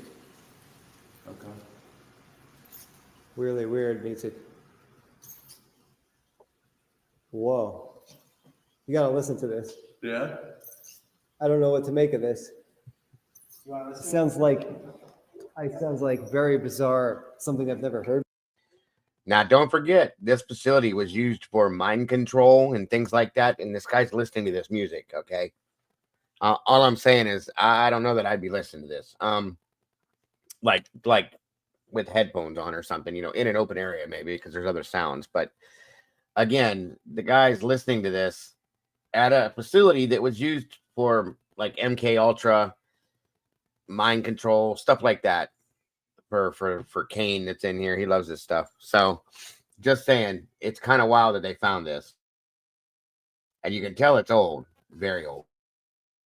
Before. Very creepy sounding.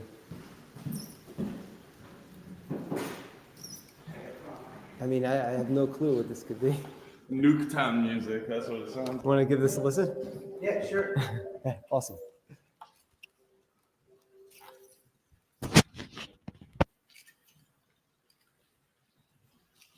Just stop, maybe. Well, there's a lot of tape there. Yeah.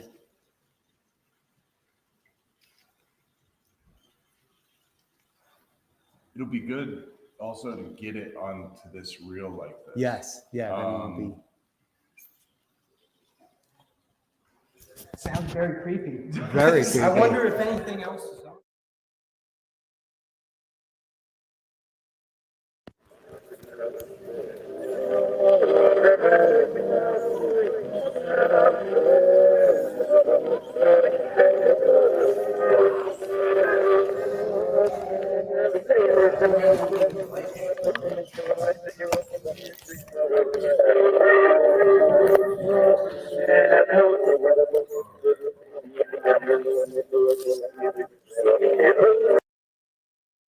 It sounds like stuff being played backwards. Do you know what I mean? Like played in reverse. Running up that hill.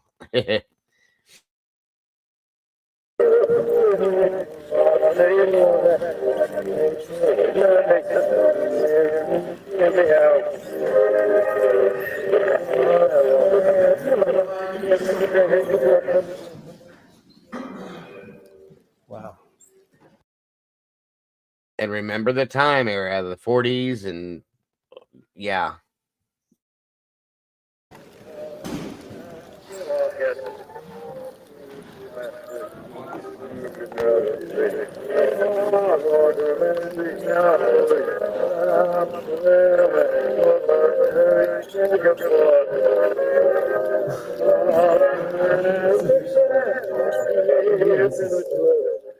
It's a weird kind of music to it. It doesn't sound like even. It sounds decades before these reels. I mean, it sounds very old-fashioned. Sounds very Like 20s or something. I don't know. I mean, when I was listening, I mean, it's all in my head, like in our Yeah. heads, right? We're looking Yeah. for something different, but When I'm hearing this, guys, I'm envisioning like them having people staring at these giant screens, watching these weird things playing and listening to this music and like mind control type stuff. You know what I mean? It's wild. Just wild. Yeah. I swear I heard it just speak something Yeah, out yeah. of the right ear, and then there's music coming out of the left, but the right ear was like, "Don't drink the water." Is that what I did? I don't know. So listen to both sides. Like it feels, and then only listen to that. Oh, side. you're right. Exactly, I'm not Carl. sure. Odd. Or, Yeah. I don't know if it's backwards or it's got that sound, but geez, there is two different things going on. Two different things going on, right? So if you think about this, go backwards when we were in elementary school and they used to do our hearing tests, how they would have like sounds playing in one ear and then something playing in the other ear where they could separate it. Okay. And you would hear two different things going on and they'd want to know what you hear, what you didn't hear, so on and so forth. Right, James. Exactly. It's crazy. Exactly, Jen. But that's if this was a mind control facility and they were working on stuff like that, you know, imagine what they were trying to do to people back then with this. Yeah. And out of the right ear, I hear if I listen to that, I'm Yes, hearing you're right. words. Unless it makes it all the way over.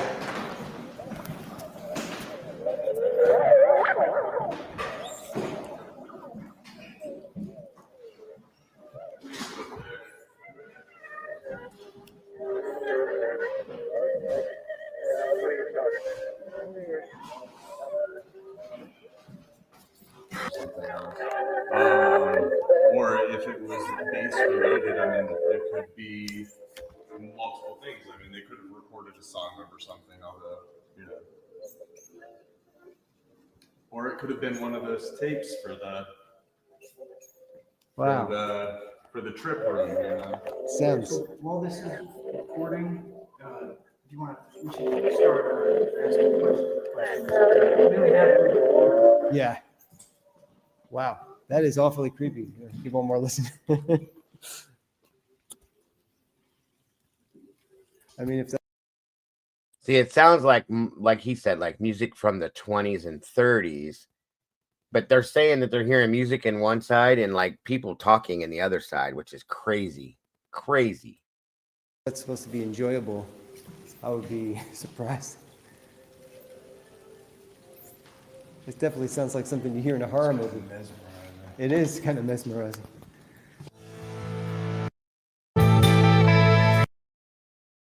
I'm just blown away that it still works, and it's good that they're transferring it from one reel to the other, and they can clean it up more and more as they go, and maybe they'll clean it up completely at some point. That's crazy, though. I just thought that was wild, and I wanted to share that along with the story today because it's wild. Now they did on the CW network, they did do a whole documentary on this, an investigative documentary. I can't show it because, you know, of what it is. Let me see if I can find this other. There was I have this story that went along with this. As soon as I find it.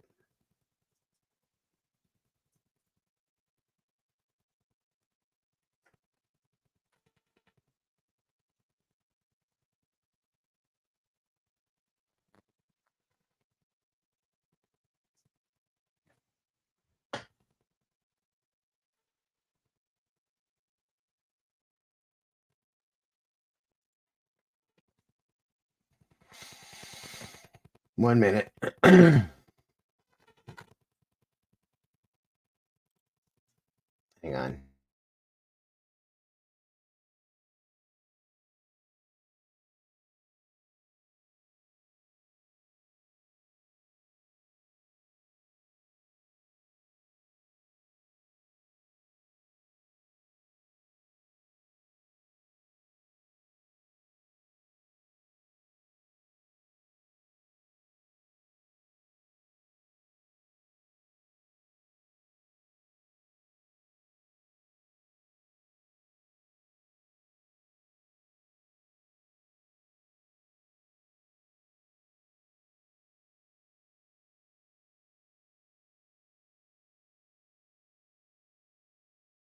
All right, 1 minute here. So, the Long Island Monster. Okay, so here's another version of the Montauk monster thing. Hold on. Let me get it to roll. All right, so this is supposedly what was found. Again, there was multiple versions of this thing seen and multiple, like in variations of decay. Okay.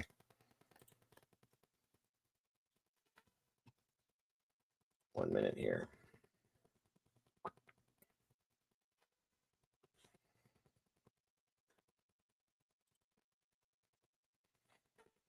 What's going on here today? We got this guy, and you come over here. I don't even know if this is like a cat or a raccoon.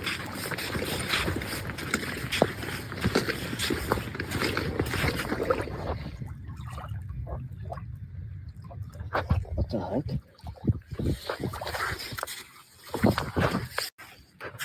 What's going on here today? We got this guy, and you come over here. I don't even know if this is like a cat or a raccoon.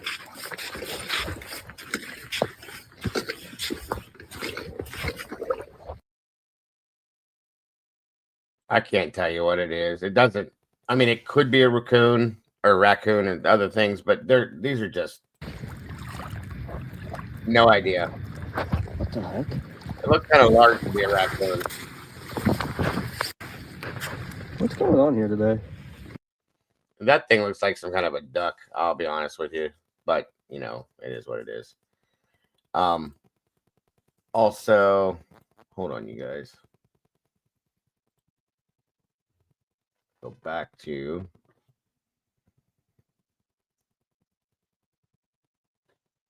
where's it at?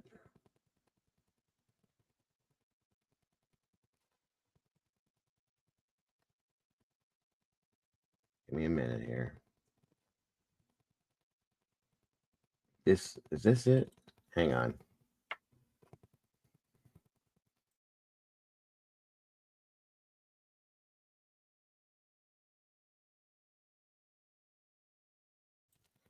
I have to dig into some of this stuff that I had saved for a while. There we go.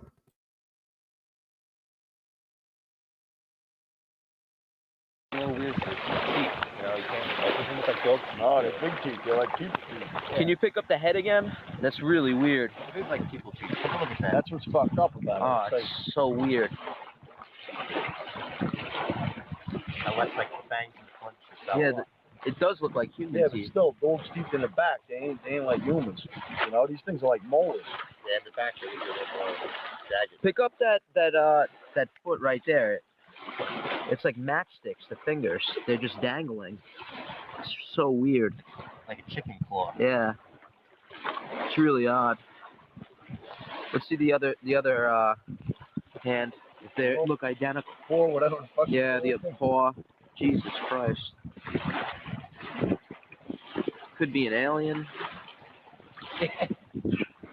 I'll tell you, it looks like a Montauk monster. Smartest fucking thing on the Jeez, Mike, show the head.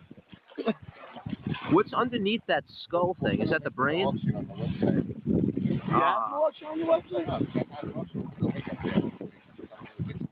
It's really weird. It's like That's the other version of it. So, hold on here. They also gave me. Oh, wait a minute.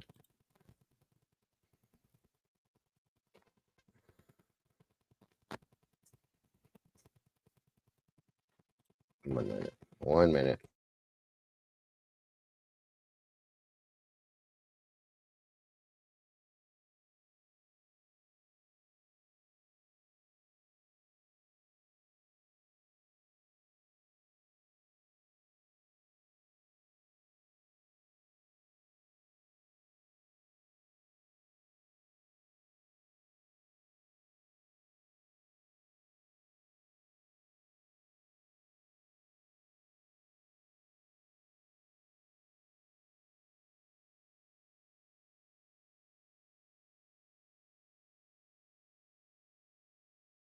All right, so I have some interviews about the Montauk situation to end this up for tonight with. Talking to people, voice changes and stuff like that are talking about things that were experienced here and what they know that went on, so on and so forth.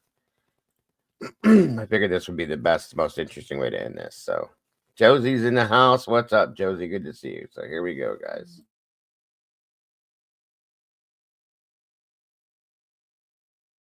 Science. Thousands.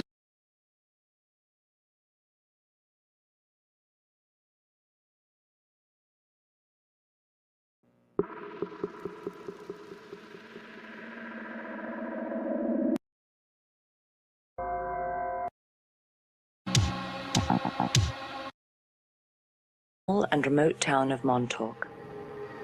Its name was inherited from the Montauk Indians, who were settlers of the land for over 4,000 years. From as far back as the Revolutionary War, it was a place of interest for military forces. What's up, Outcast? I'm doing the weird, creepy, unexplained Saturday night things again with the paranormal weird shit. So we're talking about the Montauk project tonight and what went on with it and stuff like that. Good to see you tonight, bro. Thanks for joining us. Montauk has equally attracted vacationers. In the summer, it's a thriving village, with barely a vacancy in its oceanfront hotels and resorts. In the winter, it's nearly a ghost town. A place of comfort and happiness for most who visit, but there are others who claim that Montauk is the place where unimaginable horrors occurred. Above the seemingly perfect American small town lurks the AN/FPS 35 radar tower, a 70-ton relic of United States. So for anybody that's just now jumping in, the Montauk project was something that went on back in the 40s on up. a very private military installation in Montauk, New York, that was disguised as a fishing village, sitting right there on the water. When it truly wasn't. There were facilities below ground, so on and so forth, laboratories, and they were doing crazy ass experiments on people. And it relates to the Philadelphia experiment where they were trying to do time travel. They had the battleship that went from New York or from Montauk to Virginia, then back. And in the movie, you see that they talked about how the story behind it is that people, when it came back, that people were melded within the ship, part of the ship when they came back, and all that kind of crazy stuff. So it's a wild story. They're trying to claim that it's a true story, folks. There's military government experimentation and stuff. Relates also to Project Project Paperclip and stuff like that in relation to this. It's just a lot. So this is our unexplained, creepy, weird Saturday night shit. States Air Force history. On official record, Camp Hero, which was originally Fort Hero, was built in 1942. It was primarily used by the U.S. Air Force during the Second World War.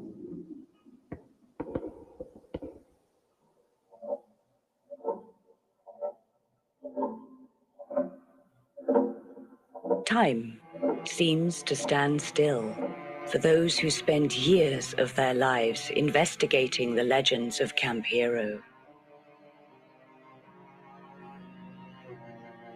What might begin as a hobbyist's archaeological dig could gradually become an unhealthy obsession. For Christopher Garetano, half a decade of Montauk analysis became an all-consuming essay.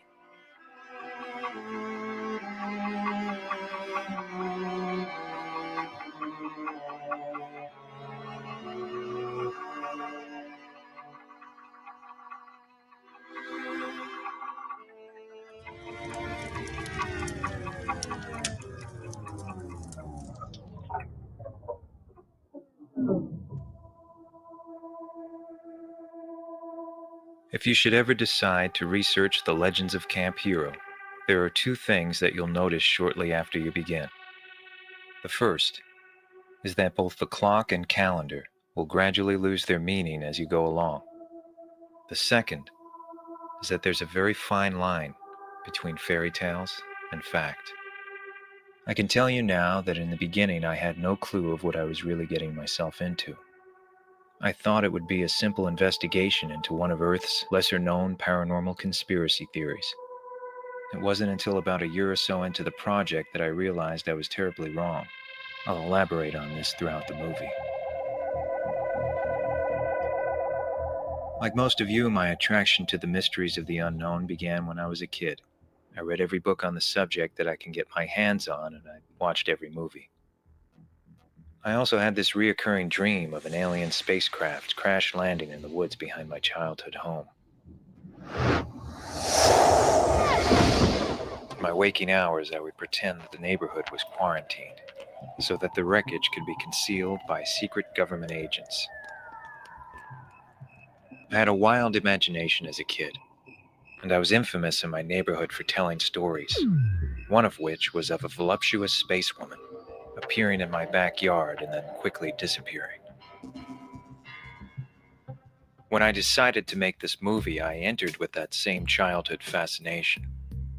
A strange tale of Nazi scientists, government black operations, and extraterrestrial horrors is right up my alley. But in this case, there are several men who claim that it's all true. And there are thousands of followers around the world who hold a strong allegiance to their claims.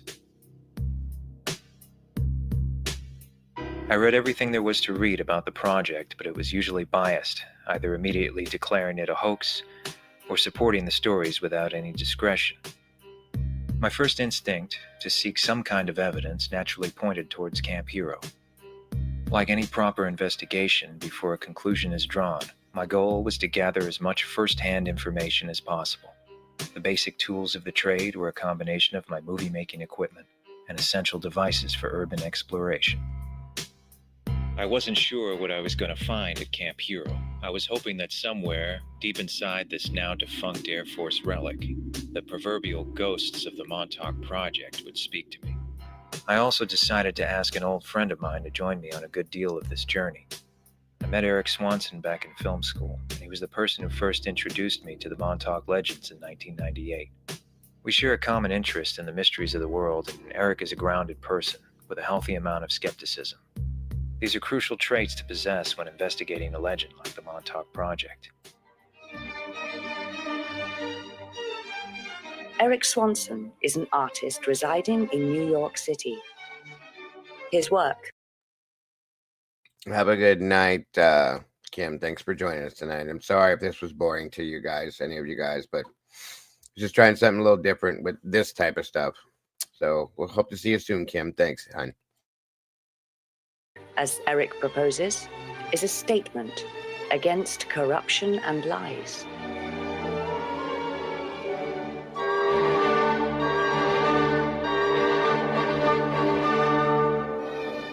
Unfortunately, there's a good deal of people who don't mistrust the government. I think that, mistrust in the government is a completely rational behavior, and I encourage it. No one should trust the government.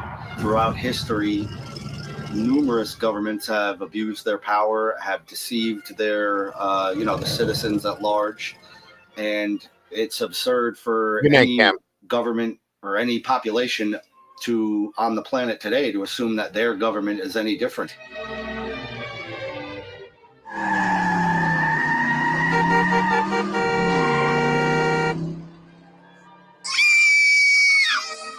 Anytime there's a large news event, you get all sorts of people on the internet who they don't just ask questions, they jump to conclusions that are, in my opinion, most of the time wildly imaginative and have no basis in fact.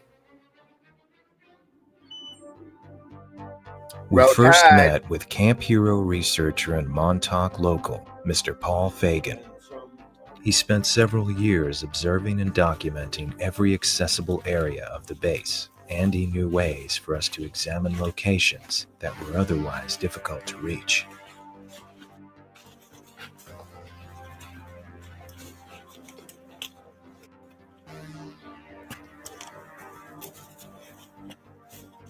One of the more interesting things on the exterior surface was a good number of entrances to the underground.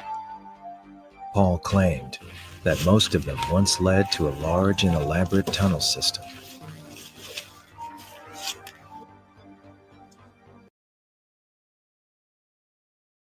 Hang on, you guys. It doesn't look like it's showing. Is it showing a video?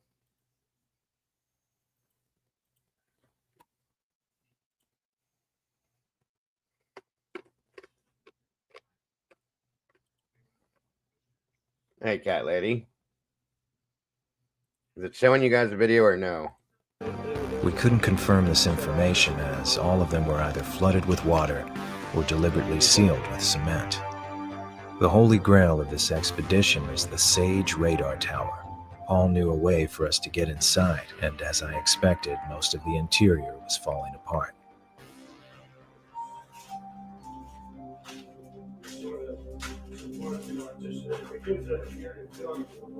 Each level was accessible by staircase. However, Well, no, it's supposed to be showing a video, so there's something up with that. Hang on. I wonder why.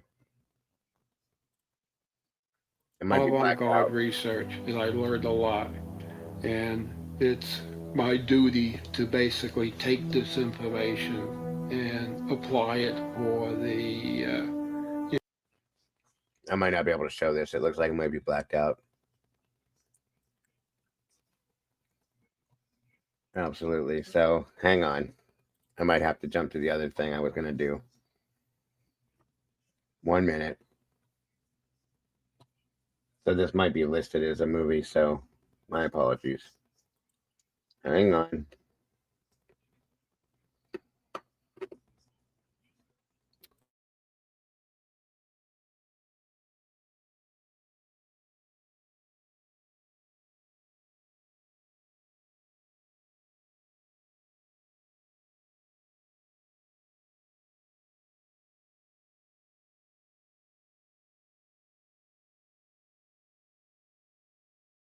Yeah, it might be blacked out. That's okay. Just give me a quick second here.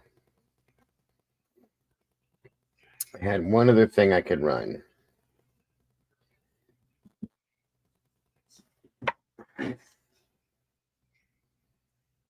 Give me a minute.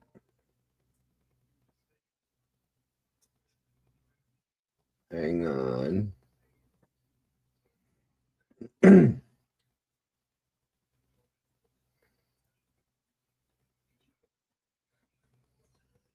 Right, this other one here.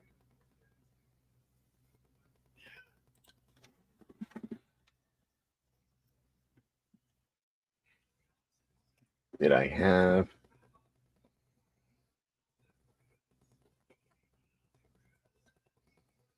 If I can find it.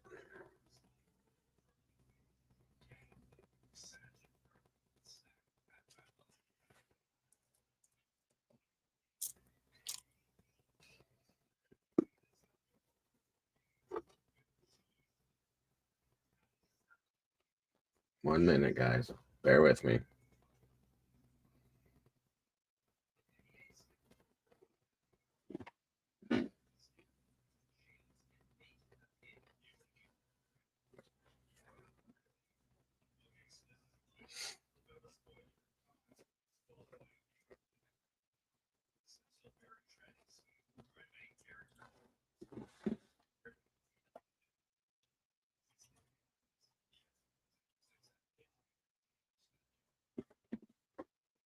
Okay.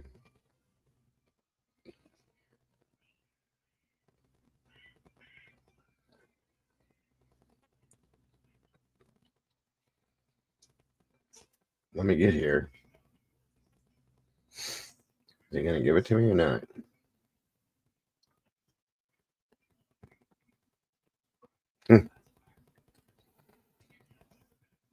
Okay, so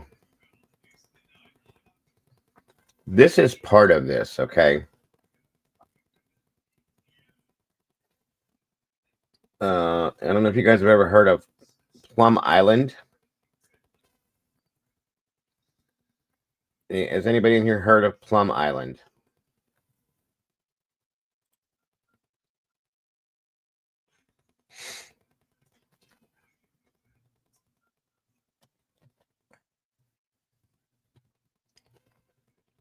Okay.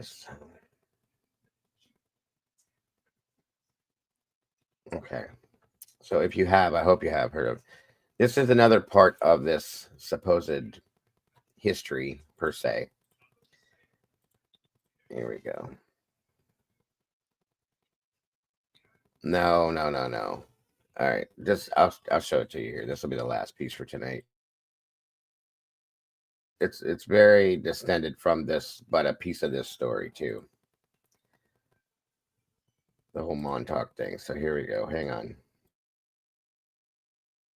1970s, a mysterious new disease began crippling families in a quiet Connecticut town. Now, doctors were baffled because patients were suffering and no one could explain where it came from. They called it Lyme disease.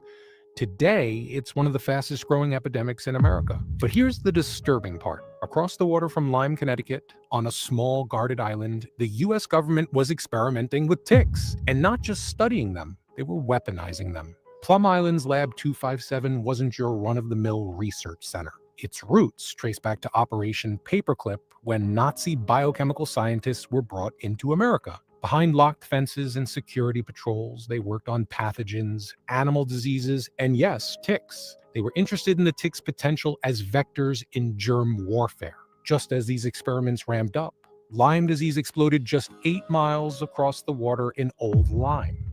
8 miles. That's alarmingly close. So let's be reasonable. The ticks may have drifted or even been carried by birds and deer. Yes, they frequently go between the island and shore. I guess the government didn't think that one through too good. The official story says it's all just one big coinkydink. Coincidence. Really? Well, there's growing evidence to suggest that Lyme disease wasn't a tragic but natural phenomenon. It was a human creation. And even more horrifying, it was released on purpose. I'm John Genoa, and this is America's Strangest History. Tonight, we pry open the doors of Lab 257. I want to know if the government unleashed this epidemic on us. Don't you? To understand why Plum Island exists at all, we got to rewind. The year was 1899. The U.S. government bought Plum Island. It's just a lonely spit of land at the eastern tip of Long Island. At first, it was a military base called Fort Terry, coastal defense. But its role shifted over the decades that followed. By the 1950s, Fort Terry had been quietly converted into a germ research outpost. And that's now the way I read this is that the Montauk thing, Fort Hero, or not Fort Hero, but you know what I mean, Camp Hero, Fort Terry, all of this stuff was all working in conjunction with each other.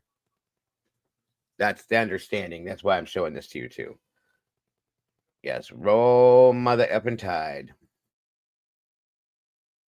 when Lab 257 was born. Now, if you've heard of Operation Paperclip, the secret government program where Nazi scientists were smuggled into America after World War II, this is where things get really chilling. Among them was Dr. Eric Traub, a man with expertise in biological warfare and disturbingly tick-borne pathogens. Can you guess where he worked? Plum Island. According to the declassified records, Traub had run experiments for the Nazis on Rugen Island using ticks to spread disease. Now, after the war, America put him to work doing what else? Tick research. So right from the start, Plum Island wasn't about curing sick farm animals. It was about controlling disease as a weapon. Cows, pigs, sheep, deer, they were all test subjects. And the lab's location, isolated but close enough to the mainland, made it the perfect place to experiment with dangerous pathogens. Pathogens that officials swore would never leave the island. But of course, they did. From the outside, Plum Island looked harmless. Rolling grass, a few white buildings, and a small harbor guarded by men with rifles. But inside those walls, history tells a very different story. Over the decades, Lab 257 became the scene of repeated accidents, power failures, and biosecurity breaches that government officials did everything they could to bury. Employees reported animals escaping pens, ventilation systems breaking down, and decontamination showers that simply didn't work.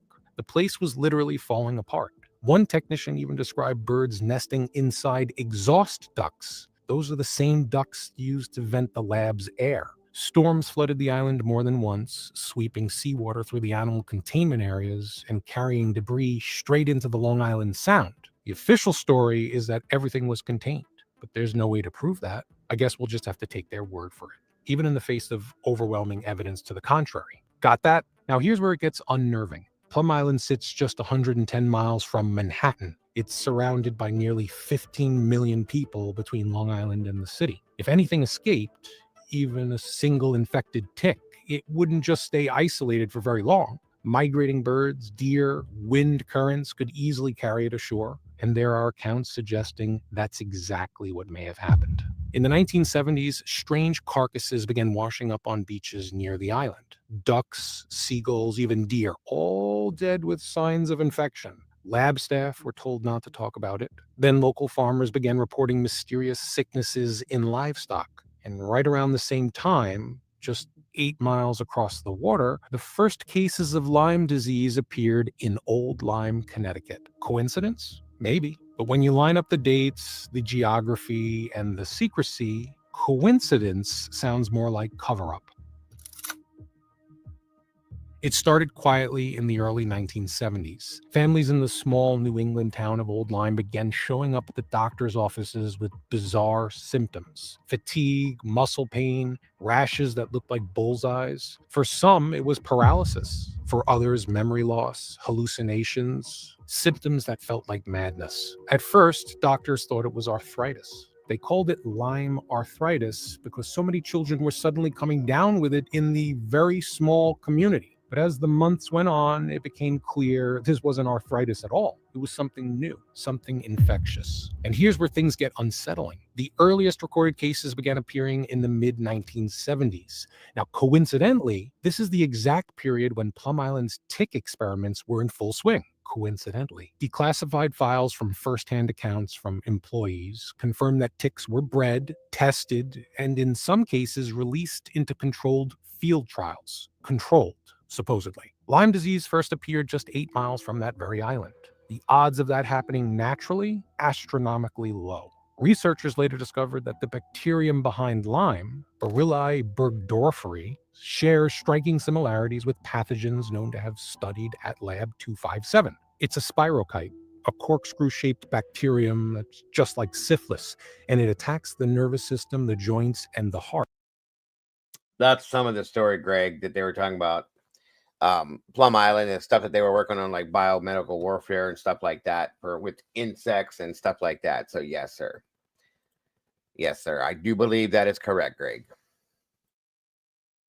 It can hide inside your tissues for years. Some scientists even believe it had been genetically altered, engineered to persist, to evade the immune system, to mimic other diseases, so it's nearly impossible to diagnose. By the late 1970s, the so-called mystery illness spread across Connecticut, New York, and beyond. Yet the US government never once investigated the possibility that Plum Island could be the source. Not publicly, anyway. And when the reporters started asking questions, the doors to Lab 257 slammed shut.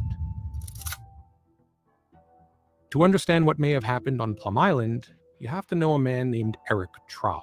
During World War II, Traub was a German virologist working directly under Heinrich Himmler. That's the head of the SS. His specialty, can you guess? Using insects, namely ticks and mosquitoes, to spread disease. He conducted experiments on an island off the coast of Germany called Rügen. He tested how pathogens could be delivered through animal carriers to wipe out enemy livestock and destabilize food supplies. And when the war ended, the US secretly launched Operation Paperclip. It's a government program to recruit Nazi scientists before the Soviets could get to them. Officially, it was about gaining scientific knowledge. Unofficially, it was about weaponizing it. And among those brought into the fold was Dr. Erich Traub. Documents later revealed that Traub was questioned extensively by American intelligence and soon consulted for the US government. Can you guess where he was sent? To help advise the new animal disease research facility on Plum Island, the very same lab later known as Lab 257. This isn't conspiracy theory. It's documented history. Traub's name appears in multiple declassified records and government memos. His Nazi research, which focused on airborne and tick-borne viruses, mirrors the kind of work that would later define Plum Island's mission. Witnesses described Traub visiting the island multiple times in the early 1950s, long before the public ever knew the facility even existed. He reportedly gave lectures on viral vectors, how insects and animals could be used to carry and transmit diseases across borders. Now, the US military had already been experimenting with this idea. They were infecting mosquitoes, fleas, and ticks to see how effectively they could spread pathogens. It was a biological warfare sanitized under the label of defensive research. If Traub's experiments were continued or expanded on Plum Island, then the emergence of a tick-borne disease just across the water 20 years later starts to look less like bad luck and more like a continuation of Nazi science carried over into the Cold War. By the 1970s and the 80s, Plum Island was supposed to be one of the most secure biological labs in America. But when you dig through the inspection reports, the employee testimonies, you find something else entirely. It's a facility plagued by negligence, malfunctioning safety systems, and cover-ups that went right up the chain of command.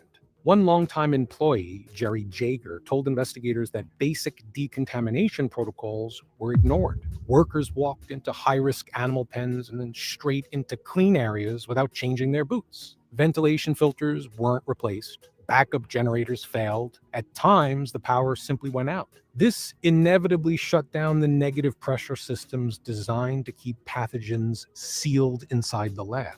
On several occasions, storms flooded the island. Salt water poured through the doors and the air ducts, soaking the animal containment areas. Now, each time, the official statement was the same. All pathogens remained safely contained, but there was no independent audits, no civilian oversight, only government assurances that everything was fine. Employees claim that seagulls regularly nested on the roofs of containment barns. Now, keep in mind that the roofs ventilated directly from the labs housing the infected animals. The same birds would then fly off towards Long Island and Connecticut, sometimes with ticks attached. When inspectors from the Government Accountability Office finally examined Plum Island in the 1990s, they found the place falling apart. I'm talking rusted pipes, unsecured freezers, even containment doors that were so corroded that daylight leaked through. A GAO official later put it bluntly, if something dangerous got out there, we might never know it. And maybe something already had, because right as the security failures piled up, the number of Lyme cases in the mainland began to explode. What started as a local mystery became an epidemic stretching from New England to the Midwest. Still, the government's position never changed. Plum Island was safe, and any connection to Lyme disease was and remains just a myth. But here's the thing about myths. They usually start with just a little bit of truth. If you really want to know whether something ever left Plum Island, you don't need to dig through the declassified files or trust government press releases. You just have to look around the island. In the late 1970s and early 80s, fishermen began reporting strange things washing up along the Long Island Sound. I'm talking dead birds, seals, even livestock drifting ashore. Their bodies showed signs of infection or lesions that the local vets couldn't explain. Ducks were found hemorrhaging from the eyes and beak.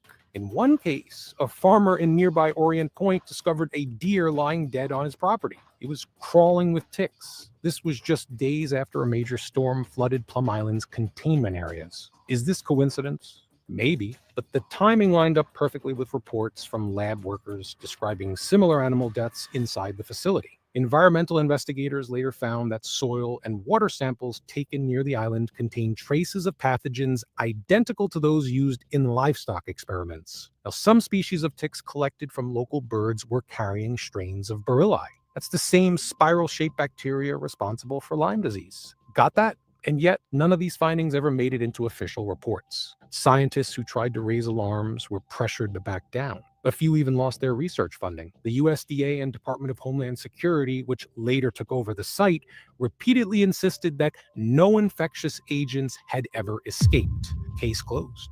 Nothing to see here. But think about it. Birds don't care about fences. Deer don't read warning signs. And the wind doesn't stop just because there's a red line on a map. Plum Island sits at the crossroads for migratory birds traveling up and Thank you, James. I appreciate that very much, sir. Down the Atlantic Flyway. Every year, hundreds of thousands of birds stop there. Some nest on the island itself before continuing north to Connecticut and New York. If even a handful of those birds carried infected ticks, the spread of the disease would have been inevitable. So when people say Lyme disease just appeared out of nowhere, it's not entirely true. It appeared from across the water. It was carried, perhaps unknowingly, by creatures the lab used as part of its own experiments. And the more you look, the more it seems like Plum Island didn't just study diseases, it seeded them. By the 1980s, questions about Plum Island were starting to bubble to the surface. Local reporters were asking whether the sudden rise in Lyme disease could be connected to the government lab sitting just offshore. Freedom of Information Act requests started piling up, but the more people asked, the quieter things got. Plum Island was suddenly off limits. Journalists were denied access. Employees were ordered not to talk. When the press did manage to contact former workers, they were met with a familiar pattern: fear. Many refused to go on record. Others hinted they'd been warned not to discuss national security matters. One former lab employee told Newsday in the late 1990s that strange outbreaks among test animals were routinely destroyed, not documented. Another said that when biological spills occurred, supervisors instructed them to clean it up and shut up. And when independent researchers tried to study the connection between Plum Island's pathogens and Lyme disease, their work suddenly hit a bureaucratic roadblock. Funding was cut, permits denied, data classified. The truth was being covered up. It was as if an invisible hand reached down and erased every lead before they even made headlines. In 2002, author Michael Carroll tried to investigate the lab himself. He found the same roadblocks. The USDA refused him entry, citing security. FOIA requests were heavily redacted. Locals warned him that people who got too close to the truth often got visits from federal agents reminding them to stay in their lane. Meanwhile, the official line never changed. Plum Island has never conducted research on Lyme disease. Plum Island has never released pathogens into the environment. Period. Full stop. But here's the problem. They never denied conducting research on ticks. They never denied studying animal-borne spirochetes. They never explained why certain documents relating to vector-borne research during the 1950s and 60s are still classified to this day. Even as evidence piled up as infections spread and families suffered, the government stuck to its narrative. The island was safe. The rumors were false. And any link to Lyme disease was pure conspiracy. But behind every official denial, there's usually a reason to deny it in the first place, right? By the early 2000s, public pressure on Plum Island was mounting. Reporters were circling and activists were demanding transparency. The locals were uneasy knowing that a level 3 biolab sat just a few miles off their coast.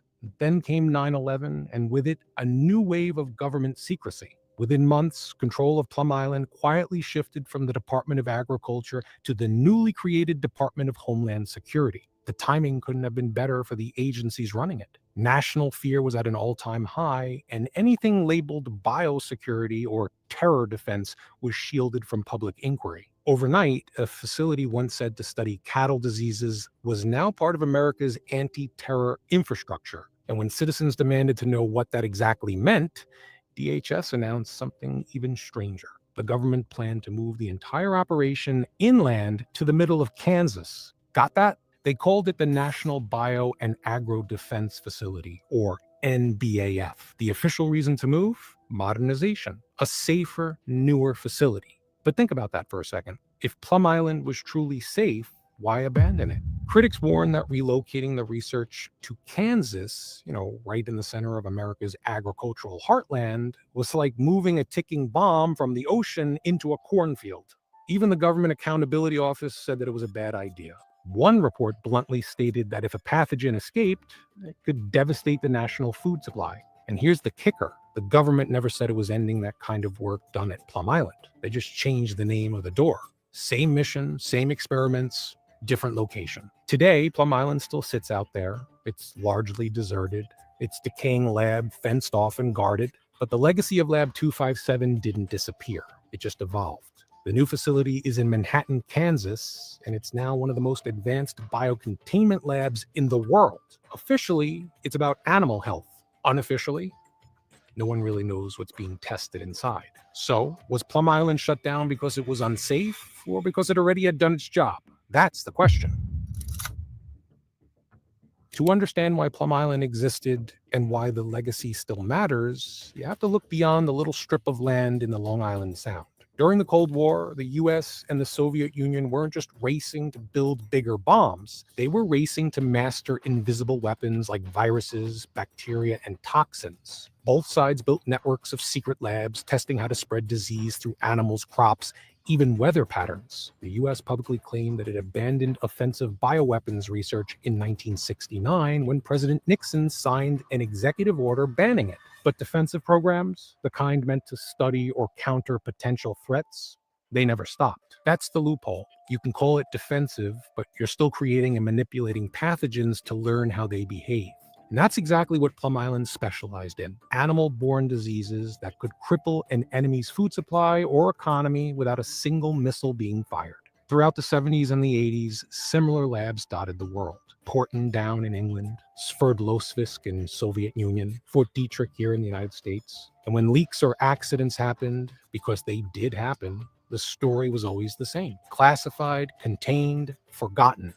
Nothing to see here, move on. The truth is, biological research is never just science, it's power.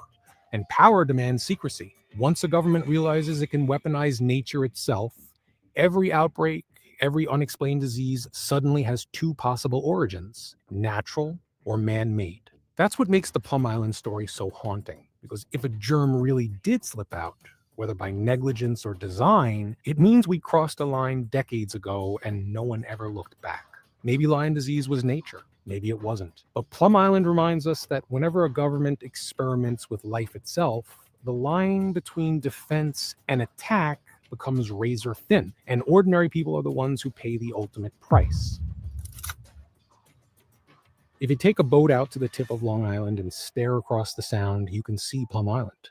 It's just a small speck of land surrounded by cold water. The fences are still there. The warning signs are still posted. If you get too close, the guards are going to shoo you away. It's hard not to wonder what's buried out there. What experiments were conducted? What accidents were covered up?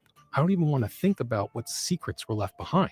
The government calls it history. Locals call it cursed. But to many, Plum Island is a scar. It's proof that when power meets secrecy, truth becomes collateral damage. Lyme disease continues to spread across America. It infects hundreds of thousands of people every year. And yet, after decades of research, funding, and awareness, the origin story of that strange bacterium still reads like a riddle. The official answer never changes. It came from nature. Maybe it did, or maybe nature just took the blame. The files on Plum Island remain sealed. The people who work there are aging, and the few who've spoken out say they'll take the rest to their graves. But the pattern is always the same. A secret facility, a mysterious outbreak, and a government that insists there's nothing to see. History doesn't repeat itself, they say.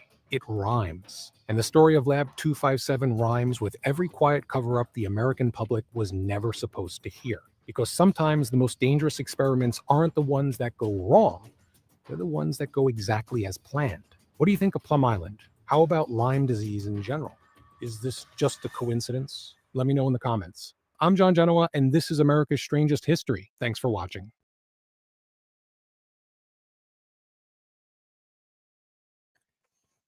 And there it is, folks. There's your weird, creepy, unexplained, and scary Saturday night show.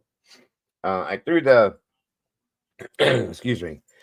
I threw the Plum Island thing on there because I read an article, that was a few years ago, that the Montauk project had some variational appendages to Plum Island experimentation as well, that they kind of were working in unison, crossing back and forth between the two facilities. They were both government run. And here's the thing, folks. If Plum Island had nothing to hide, why is it protected by military to this day? Why is it fenced off? Why is it forbidden? Just truly, come on. I mean, it's just common sense.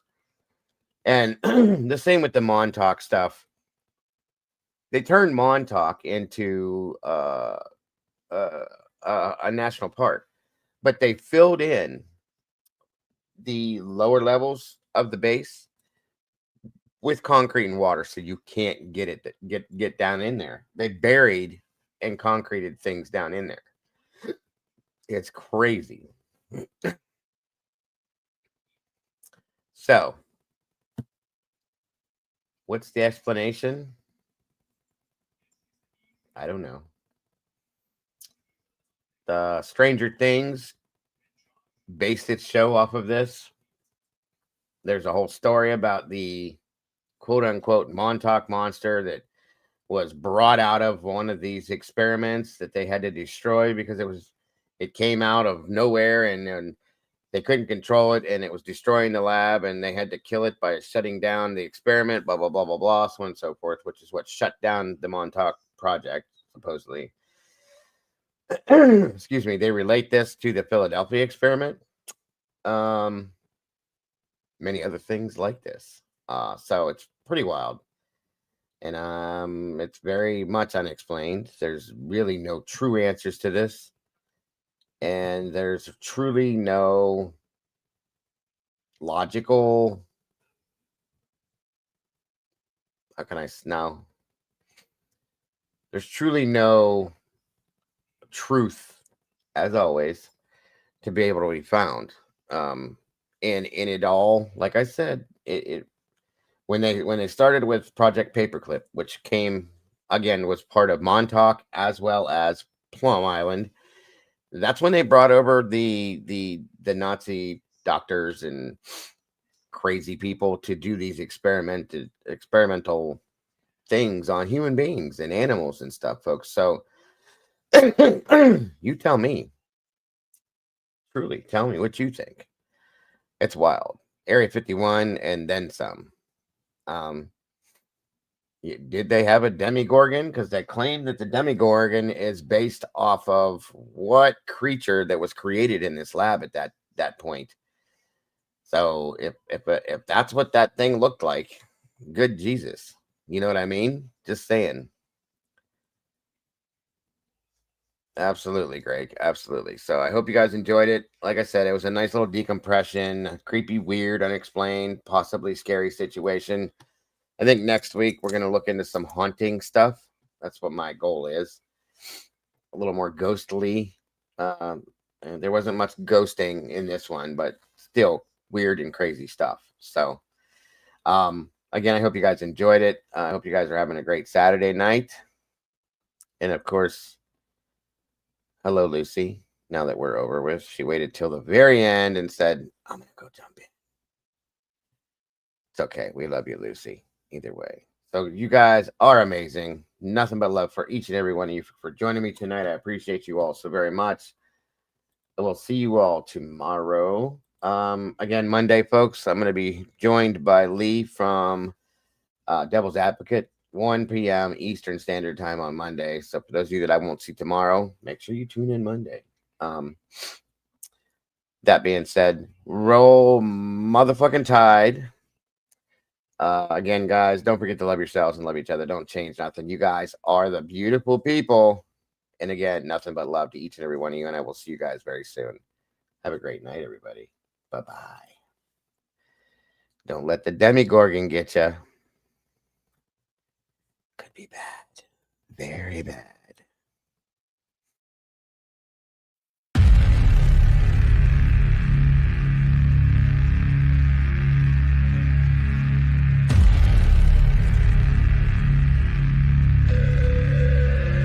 Make sure you hit the like button on your way out the door and share this if you will.